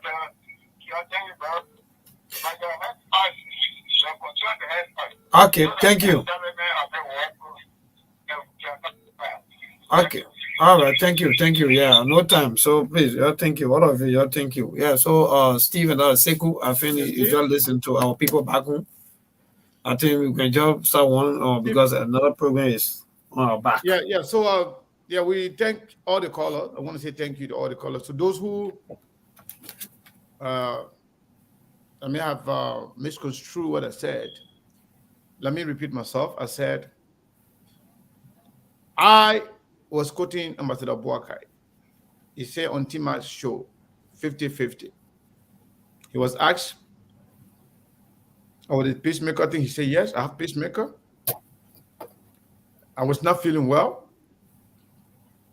I went for a checkup, and they said I was developing some heart disease, heart problem. And they said I developed the problem of stress and pressure of the 12 years as vice president in the 2017 campaign. So they had to put a pacemaker in him. And I'm now a medical practitioner. For people who have told us that the pacemaker is there to help support your heart. You cannot insert a pacemaker into somebody that don't have a heart problem. When the condition of your heart is not stable, and they believe that it could stop, your heart could stop, the pacemaker is there to pump your heart, to help. That's why it has a battery in it, to keep it constant, to keep it, normal. It's not a death sentence, but it's just like when somebody say, I developed this sickness because of stress and pressure. Everybody know politics is stressful, and there's a lot of pressure that comes with it. So when somebody say, I got sick because of eating too much fufu, and then you say, oh man, that fufu good for you, can't eat the fufu, that means you don't love that person. You only in it for your personal ego. That's what most of those guys who are making this argument, they are saying it because they're not in it for Ambassador Bouakai to be president. They are in it when Bouakai become president. What is in it for them? That's what they care about. They don't care about him. They don't care about his health. They don't care about his family. Plain and it's plain and simple. So Steve, we got to go off the radio now. I don't know whether you are paying attention. Yes, I am, Mr. Kane. The only thing I can say, Mr. Kane, is we'll be here to play our part.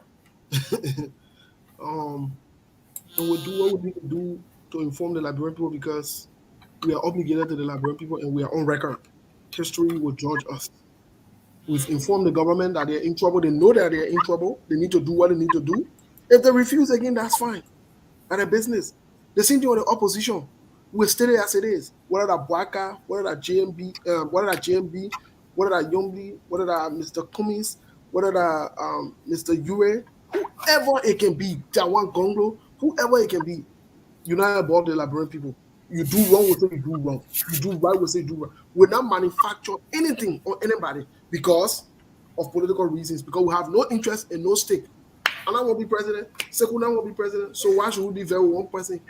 Y'all do anything y'all want to do. The only thing that there, the thing what we know, the one we hear, the one we are informed about, we're talking to the Liberian people. It left for the Liberian people to make a decision. Me now, all I can say. All right, folks. Thank you on the radio. Thank you, Melbourne Kola. Thank you. Yes.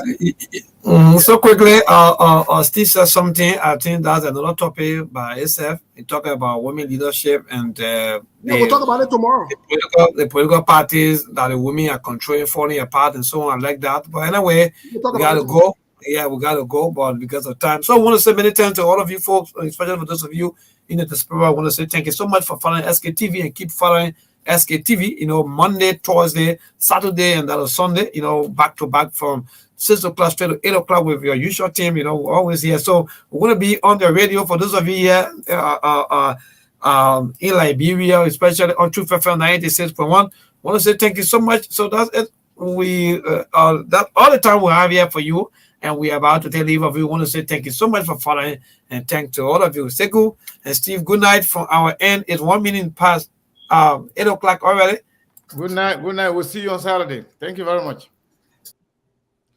So, Steve, so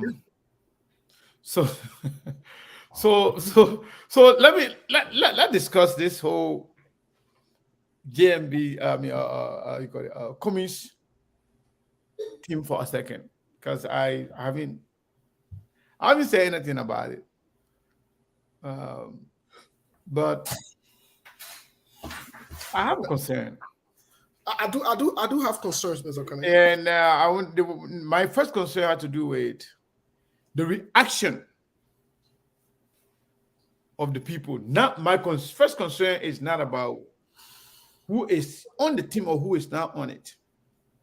But my first concern is very major, is a very, very serious concern. Why are people so angry? Why are they so agitated? Is this out of fear? Because if I want to beat you and I want you to lose, I will always pray for you to make a mistake.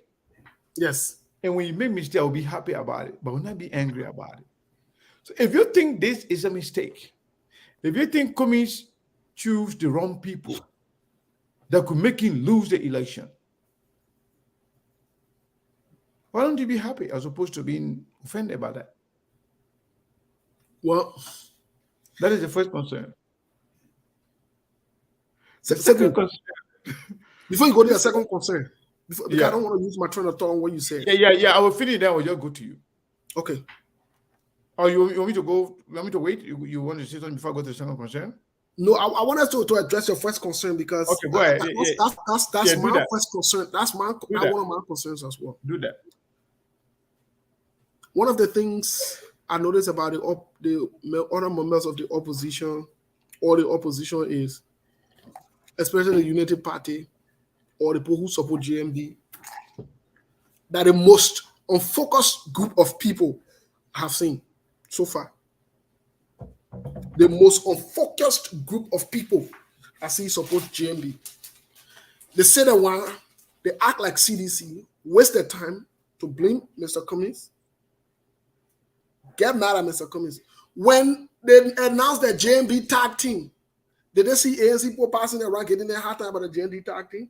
Common sense that your best friend, like you said, if you think Mr. Cummings is making a mistake, that should be to your advantage. From a strategic standpoint, you should even encourage him to keep making that mistake and see it as welcoming because you know it will hurt him. Why do you take issue with that? Why do you spend time wasting on doing that one, doing all the extra? Why you can't go and galvanize yourselves and put yourself together? You got work to do, but you just focus on it. So the same thing with CDC. Mr. Kane, what it tells me is they are afraid of the team that Mr. Cummings announced. They are panicking because first of all, they don't understand how he got in contact with these people. Considering they call him 7%, they call him the newcomer, nobody knowing in Liberia, he not understand the Liberian politics. But how did he recruit all of these people? And mind you, most and some of these people are the same people that gave Ellen Johnson Sirleaf 2 terms, and also some of them made Joe we are president today. So this is to tell you that this team is forceful. When I said in my post that the team is strategic and forceful, the team is strategic and forceful, and they are afraid. They know exactly what's up. That's why they are reacting the way they are. And then let me say this, and that goes to what you said earlier on the other segment we were on. Liberia, we have some sort of a criminal syndicate. We have some people in Liberia that are considered as the kingmakers. Yep. And they are spread all over the place. So the thing Cummings asked right now, many people would now, if a lot of people were asked to do it, they wouldn't have put in a lot of people there. There are a lot of people there that are not supposed to be on anything that resemble change. But you know, you can only effectuate change when you're elected. And the fact that those people who are on the team are not going to be the one elected, then politically it's strategic. Yeah. They're not running for elected office. They are not going to make a decision. Right. They are not going to do anything. All they want to do to help elect you. You're the one that's going to make your decision. You're the one going to form your government. You're the one that's going to appoint people in your government. You don't want to have the policy prescription that you think can solve the Liberian people problem. However, the same clique, the same people that helped to elect Ellen, George Weah, even Charles Taylor, are the same people on our team. So the reason why people are angry, let me tell you, that takes away this whole argument as the man does not understand Liberian politics. It does. The man does not know Liberian politics. Because those who are saying that, they know the capability, the capacity, the level to which those people can go. Yeah. They know each other. They do. And those people, same people who are talking now, they would have loved to have the same people on their team. Yes. That's why when I say I don't even know who to trust anymore, because everybody now jumping in the same politics. And that is the order of the day of Liberia. But Mr. Kennedy, that's how you will win. He just would like us to make him win. People, that's why I used to tell most of the ANC people, stop the nonsense, making it look like Mr. Comey came from heaven. He's the angel, better than everybody else. And you don't want to associate with anybody else, thinking that you are the change. You can only change when you're elected. You can't do anything before election. So, unlike people like Judy Bryan, Brani Samuka, people who were given their days in court and they were convicted for committing crime, if you put any of those people on your team, that's a problem. But in Liberian politics, there's something called blanket indictment. There's something called collective guilt. That is what driving Liberian politics. If you were working in alien government, automatically you are corrupt. If you associate with somebody, automatically you are corrupt. Let me tell you this. Vanish Sherman, people then who admit to corruption are elected and making decisions for us on our behalf. Prince Johnson, people, if you call Prince Johnson criminal, even though he's not being convicted in court, but you are right. He did it on camera. He did it on camera. He killed human being in camera, cut the president's ear on camera. He's a criminal. That's a heinous crime that anybody can commit. If you call Samuel Tuah a criminal, you're right. He himself said it. That $25 million mop-up exercise, you give the money to people, then they cannot even identify. Mismanagement of public funds is a crime.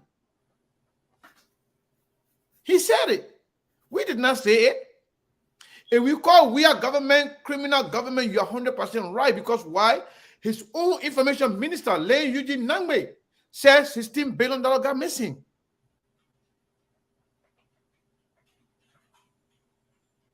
People who admitted to their crime, you don't have to go to court for you to call them criminal. Because this somebody say, yes, I did it. When Maguette told you that they say I steal money, but even if I steal, if you stole money and come here and use it on you and give the money, that problem? No, that's not a problem. You never can pay horse here. We steal money, you can't pay horse here. Ali, I go buy my horse in Ghana or Nigeria. That problem? No, that's not a problem. He's telling you that yes, they're stealing. It's okay. Simply because he's not carrying it anywhere else. But people who were in other government, simply because they serve in government, and in fact, who can even make a case from the CDC standpoint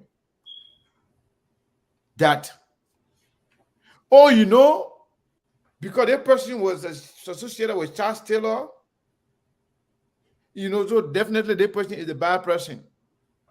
When in fact, Charles Taylor party is the one that makes you president. NPP. As a matter of fact, Charles Taylor, who does not know Cyril Allen? Cyril Allen is one of those people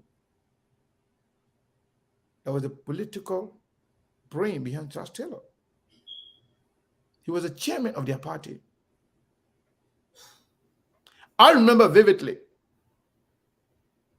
when Cyril Allen came one time with some people in the mosque, Friday prayer. I mean, I even talk about all of that. That's not important right now. So to tell you, those people are the same people that elected George Weah, Emmanuel Shaw. What about those guys? Chancellor's wife is the vice president of the country. Then everybody else that work with Chancellor, they're bad. In fact, if Chancellor comes to Liberia today, you all agree that Chancellor can be re-elected. But yes, everybody who associated with Chancellor, when you bring them in your team, oh, you bad. But yes, Chancellor can be elected. What a twisted logic. Yes, everybody that work in Ellen government, they bad. But a person who are the principal deputy of Ellen, you want him to be president. Is he how stupid some of this logic sound like? Everybody that work for Ellen, they bad. But the person who was the vice president for Ellen, but you want him to be president. Everybody else that were under Ellen government, they bad, they were corrupt.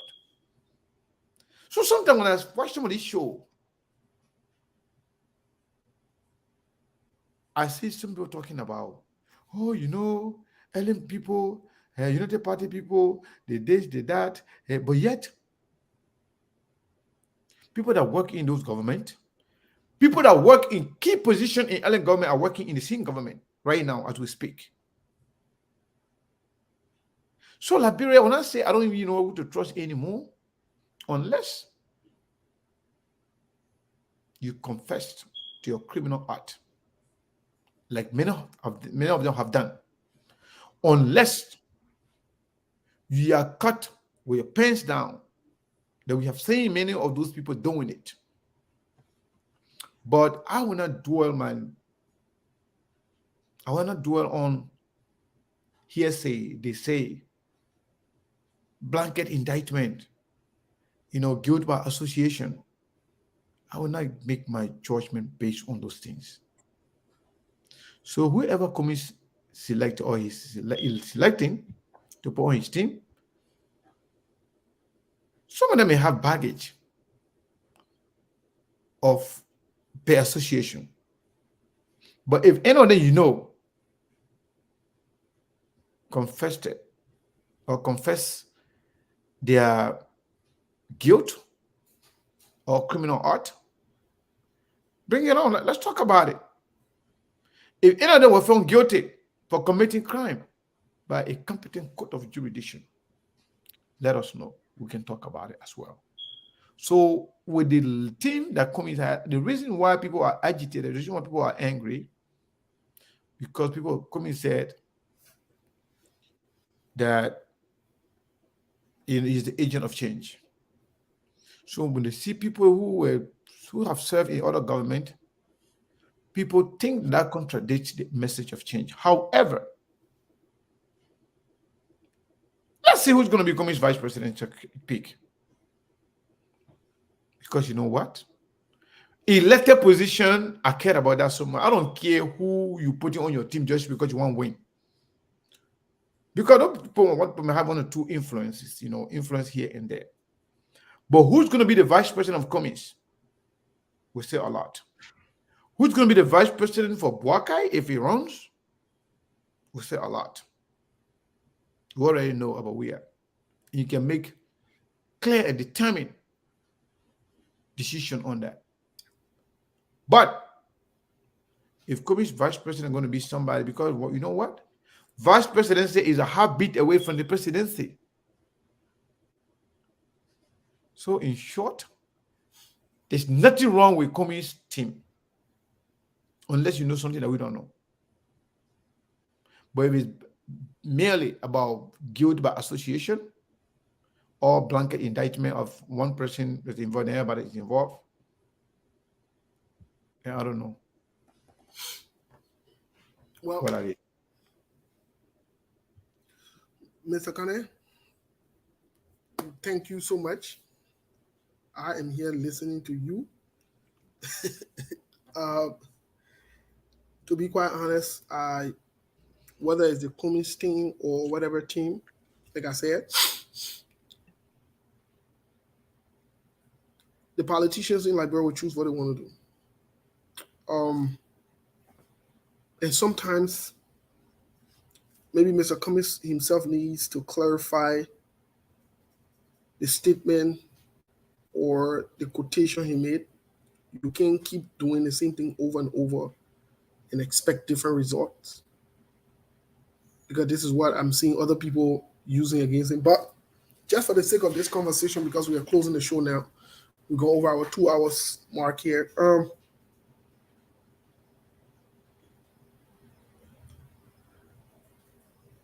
I think the team is strategic, and one of the strategies that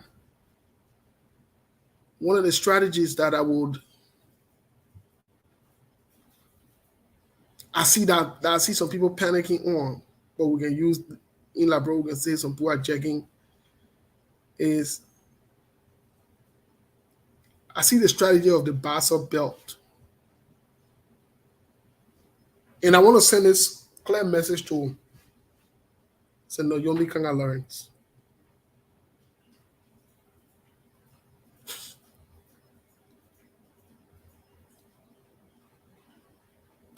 Senator Yomi Kanga Lawrence has 2 battles to fight. And I will talk about it tomorrow on the show. She has 2 battles to fight. And she more likely will not win either of them.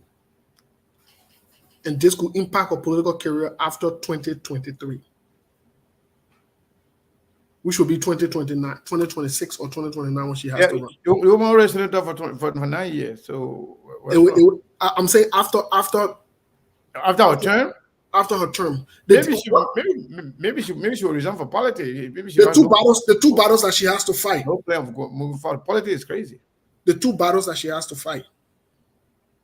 Those 2 battles, she will not win either one of them unless she really, really, really, really slow down. With the momentum she on, she will not win both of them.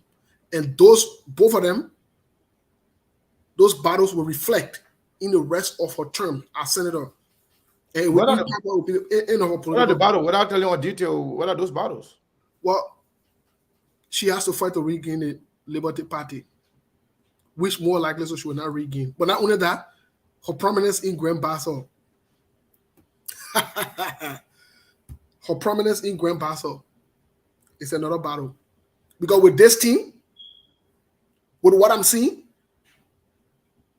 and I want to predict openly that one of the strategic moves will be to ensure that Senator Yomli Kanga thinks she has Bassa on her control. She will work on one soon money. When she calls anything in Bassa, nobody will show faith.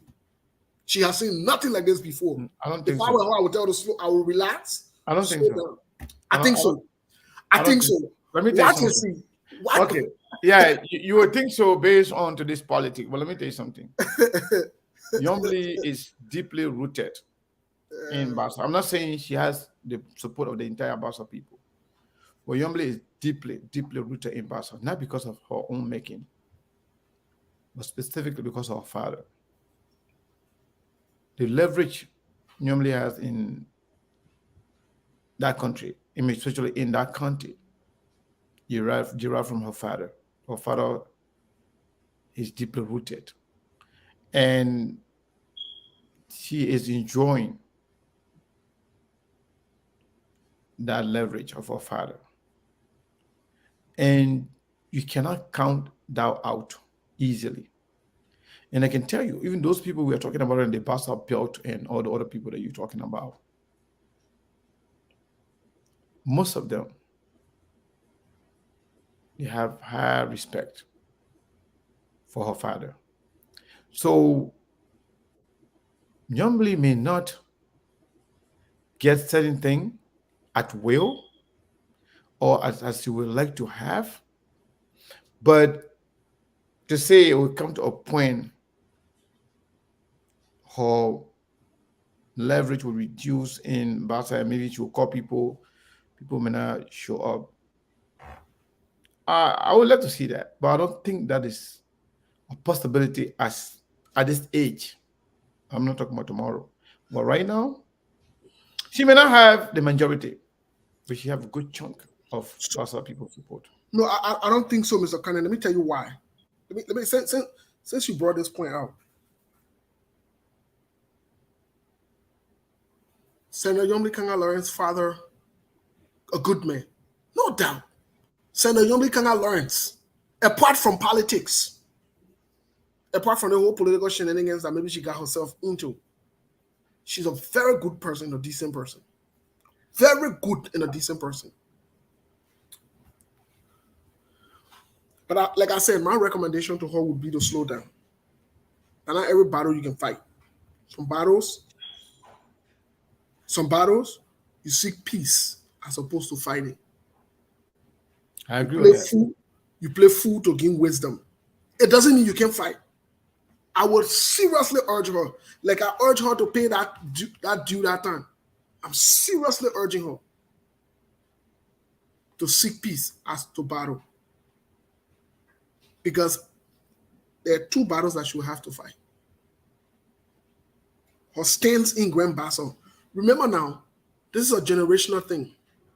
Most of the younger people might not even know or remember her father. Might not be aware. So time have passed. They will give her credit for what she's done on her own merit, as opposed to always attributing it to her father. Now, don't get me wrong. The older generation would sympathize with her because of her father. But mind you, the voting population we have, they're the younger generation as to the older generation. Most of them might not have benefited directly from the workings of her father. They might have heard about him, but it might not play more impact as opposed to her legacy. So I would urge her to work on her legacy. The biggest work she has to do, as to not face this battle, is to get the Liberty Party back. That is where the problem is. And she does not need to fight to get it back. She wants to get it back. She can get it back, but not in fight. I think we can leave it there for today, unless you want to take calls. But no, Agudo. We should take few calls. Or we should go down. We should take few calls. Yeah, we can take 3 or 4 calls. Anyway, you know what? Let's leave it there for today. Tomorrow, well, today is Saturday. You know. I was thinking it was I thought, man, people wanted to take call. Okay, let's take a few calls. 480. I wouldn't want number I got today. My other phone, I forgot in my car, in the other car, and I don't have the car here, so I only have the 480-862. Unless you have Steve personal number, you want to call him. I'm not going to announce it. But those who usually call him, you can call him, or you can call him on Facebook. Yeah, somebody called me already. All right, take that call. Yeah, caller, what's your name? Where you calling from? My man, sorry when you call first, I couldn't answer, Chief. Oh, okay. Yeah, Steve, how are you? How you doing, my friend and brother? My man, How you doing? Where you get for me? We will not get political party. Where you get for? Yeah, my man, I'm sorry. I want to extend my apologies on the way the Comey thing treated you guys. Huh? Say what? He said he want to extend an apology for the way the Comey thing, how the Comey thing treated us now. Treated who now? Us? All the time that you guys have been putting folk out there, I knew you guys supported the ANC. But the way they left you on the team, it was so sad. What's the name of this person? Alfonso, don't mind Alfonso. Alfonso, that never give me a hard time. No, but I want to know his full name because he's making like a. Thank you so much, you guys. Not the allegation. I don't know why the ANC never saw your good work, but you guys actually your more ideas. But today I just want to disagree with Sekou on the issue of where he comes from, that comics. People are afraid of Comey. No, nobody is afraid of Comey. But the idea, Comey can be telling us that he is the clean man and he still associated with people who who have caused a great and massive atrocity in our country. And then where people will see Kumi to be biased, and that he's now really serious to move the country forward with transparency. And there were Kumi stabbed himself in the neck by going to associate with these people. He stabbed himself in the neck, and the result will come 2023. Kumi has 7%, but I don't think Kumi might even go beyond that 7%. But what he did to himself, it was actually not good for him. But thank you so much, Steve, and thank you for your analysis, my friend. All right, thank you. Alfonso, It's I think okay. I have a call here. This is Mr. Maulo. Alfonso Declan. Okay, Mr. Maulo, are you there? Yeah, how you doing, people? Well, thank God, my brother. Thank you for your show. Thank you. Somebody like your previous caller seemed not to understand what the whole thing is about. These people want to attack Cummings' character by any means possible, and they don't even think when they say it. The first thing is that all the people on that team, the people that they pointed to, they all came from their parties. So, what's the problem there? Why did they have a problem with them when they were in their parties? The second thing is that Cummings told you he has clean hands, and he still has. He didn't tell you you had clean hands. He said he has. So if your hand not clean, that's not his problem. Cummings is the leader. He's not the one taking instructions. He will give the direction. He has the clean hands.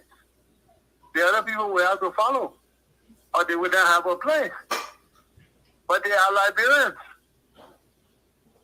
They are the Liberians that you say have experience in your politics. They are the Liberians that have won elections in your country. The same people that you voted for en masse, they were the ones. They are the Liberians who represented your country in several different governments, and you had no problem with that. When did they become so much of a criminal? When did they become so much? If Louis Brown were involved in the war, like you said, like Keith Hassan sat down and said he was crying, that kind of deception. But you see Joe Howard all the time, he don't cry. You see Prince Johnson, he don't cry, but you see Louis Brown, he say his father died. His father might die in Sierra Leone, but you can blame Chatelain for that. Because that man is not from Liberia. So let's stop this shenanigans. And you just sit down quietly, you guys who got problem with it, and lick your wounds. Because it's all about fear. You guys are scared, and like Louis Brown said, we will beat you like drum. So let's go to the competition. Why you worry about what ANC does? Let's go to the competition. If you win, you win. Why you worry about my team? Worry about your team. You had a United Party had an online fundraiser the other day. They raised $1,500 and 25 cents. You should be worried about What? that. 1,525 cents? Yeah, $1,500 and 25 cents. That's what they raised. It's a whole fundraiser for 5 hours. That tells you that your people, your own people, don't believe in you. Yeah, Your own people don't believe in you. that's tough. You should be worried about that. The CDC, they're completely discombobulated. They're in disarray from the drug business to the rest business to the misadministration with the renaming, just everything. And you worry about teams that coming from that has a member of all of your I think, That's what's scaring you. Mr. Maulo, I think like I said, I'm not supporting anybody, but I think most of the concern by those guys, I think, is out of fear. It's out of fear, and also kind of kind of like diffuse the argument that they say, Kumi has no experience in Liberian politics. They may not understand Liberian politics. So now people that may bringing people that understand Liberian politics, and then So and then you're getting angry. I don't even understand. Because I don't even know because What you want. because all the new people that people are saying that they're supposed to bring, when you bring those people, they say you're bringing so nervous people that know nothing about Liberian politics. Exactly. And now they're bringing some people then who know the politics and they have a problem with that again. That means you either don't know what you want or you're completely deceptive to the Liberian people. Yeah. And either way, it's not good for Liberia. Yeah. ANC is not asking United Party or CGC for advice. You're killing your advice. I think you people from the ANC side, you should be speaking as a CPP now the ANC, because when you continue to do that, that will CPP. yeah. CPP is not. Because your man now is the standard bearer for Because the. they're attacking Alexander Gomez, they always say instead of saying ANC. Yeah, but Alexander Gomez represent CPP. Yeah, So exactly. any attack on Gomez now is an attack on the CPP. They want to attack ANC because they're scared that CPP combined even make it more dreadful. They are afraid of Musa Belete. They try with Musa Belete, they didn't spoil his knee. So now they're getting on the other group. Now they're asking for who Alexander Gomez vice president will be. Saying they can't tarnish his repetition. They're looking for somebody's a repetition to tarnish. Thank you, Mr. Mawolo. Now the vice president when we're ready. Don't worry about your own team. Just get ready for your flogging. Okay? Oh, did you get ready for their flogging? All right, thank you. I said they must get ready for their flogging. All right, Mr. Mawolo, thank know, you. The American people can say whooping. Whoop. Because the whooping they will get will not be easy. All right. Yeah, All right, Mr. Mawolo, thank you. But Mr. Kane, Yeah. in as much that some of all we follow some trends and we like to point it out. I think whether you're in the opposition or you in the ruling party or you're a supporter of any one of these guys, I think it's time for you to take Mr. Cummings seriously. Yeah. I think it's time. The The reason I'm saying this guy, is the guy is moving. The guy is moving deeper. yeah, he did something that was he did something again that's. And by the way, I will be analyzing Mr. Cummings. Well, how can the person say test the number they can call? But the number is on the screen. Mr. Kanye, don't worry about that person. I know who that person is. But here's the thing. I beg you, let me end this call. Mushu Dennis. No, I don't know who that The person number is on the screen. So Mr. Kanye, the thing I was saying 862-0783. the thing I was saying about Mr. Cummings is remember when they brought all those bogus charges against him? I see why I see the number because they're not coming through. The phone, the number I don't have the way I pushed it. I ping. Yeah, Mr. Kane. So but we're not me. I come and go. Yeah, we're coming go now. Say no more call. Yeah, we can Okay, just conclude. So like I was saying, Mr. Cummings did not tell us how he would have fought that particular bogus charge that was on him. Yeah. But he told us that he would be vindicated. Yeah, he said we'll win it. He said he will win a case. And he went on to win a case, whether you like him or not. You know, some things are just a fact. He came on SKTV and he told us that CPP would be on the ballot. Yes. The CPP would go on to win the election. He didn't tell us how they will win the election. But from the way I see him go, he's a force to reckon with. Whether you support him, you like him or not, it is just a fact. He might be slow in his decisions, but Mr. Cummings seems to be very deliberate and strategic in his moves, especially those who overlooking and underestimating him. Don't sleep on Mr. Cummings. I'm saying you should go support him. I'm saying don't support him. And I'm a business. And I hear the wrong campaign for him. But I'm saying take him seriously. Take him seriously. I agree. I agree. We got to leave it there for today. Yeah, Mr. Kane, thank you. We'll talk. All right, folks. So that Will you come into the launching, right? I'll call you anyways. I'll call you, General. Oh yeah, he called me about it. Yeah, I'll call you. Let's talk after the show. Most definitely. All right. Thank you. Folks, see you tomorrow. Thank you for being here with us.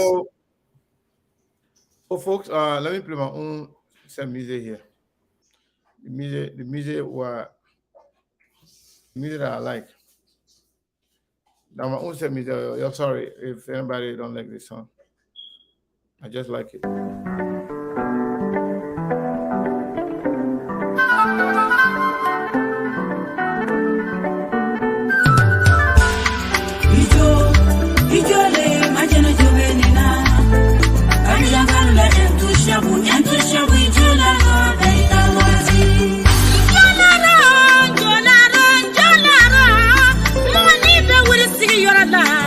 Ite wuri da kaka abada ijole majana jovenena kanyangala entu shabu ijola daitawati you sise mi loboni you sise mi loboni ningo sise janyon juye dabiye ningo sise baden juye sise doye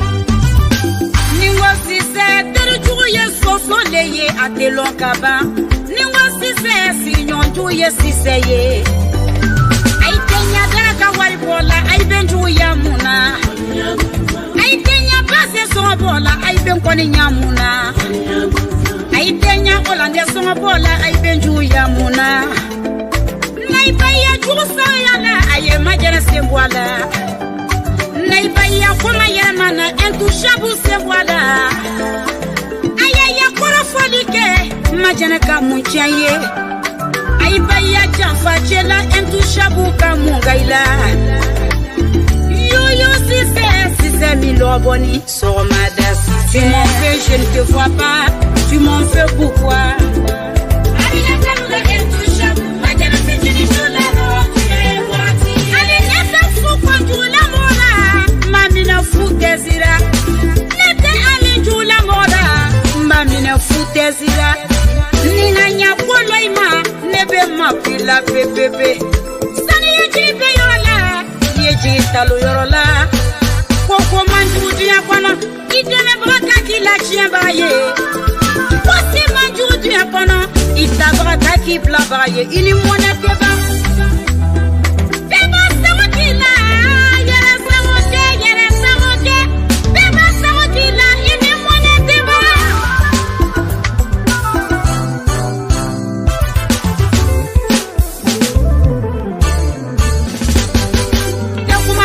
mi fe ayaida bonya kumana yasra kamo mi fe ayaida bon fe goro tu m'en fais pourquoi sereke minda ikana ay boro yo jufara kumani masala ida bo kumaro tu m'en fais pourquoi iseni mo bara kumana inyo no koso bude ay seni mo bara kumana ay nyo no hypocrite sanka kule be yikune magara nasa Yele kamune chiaye sise mi loboni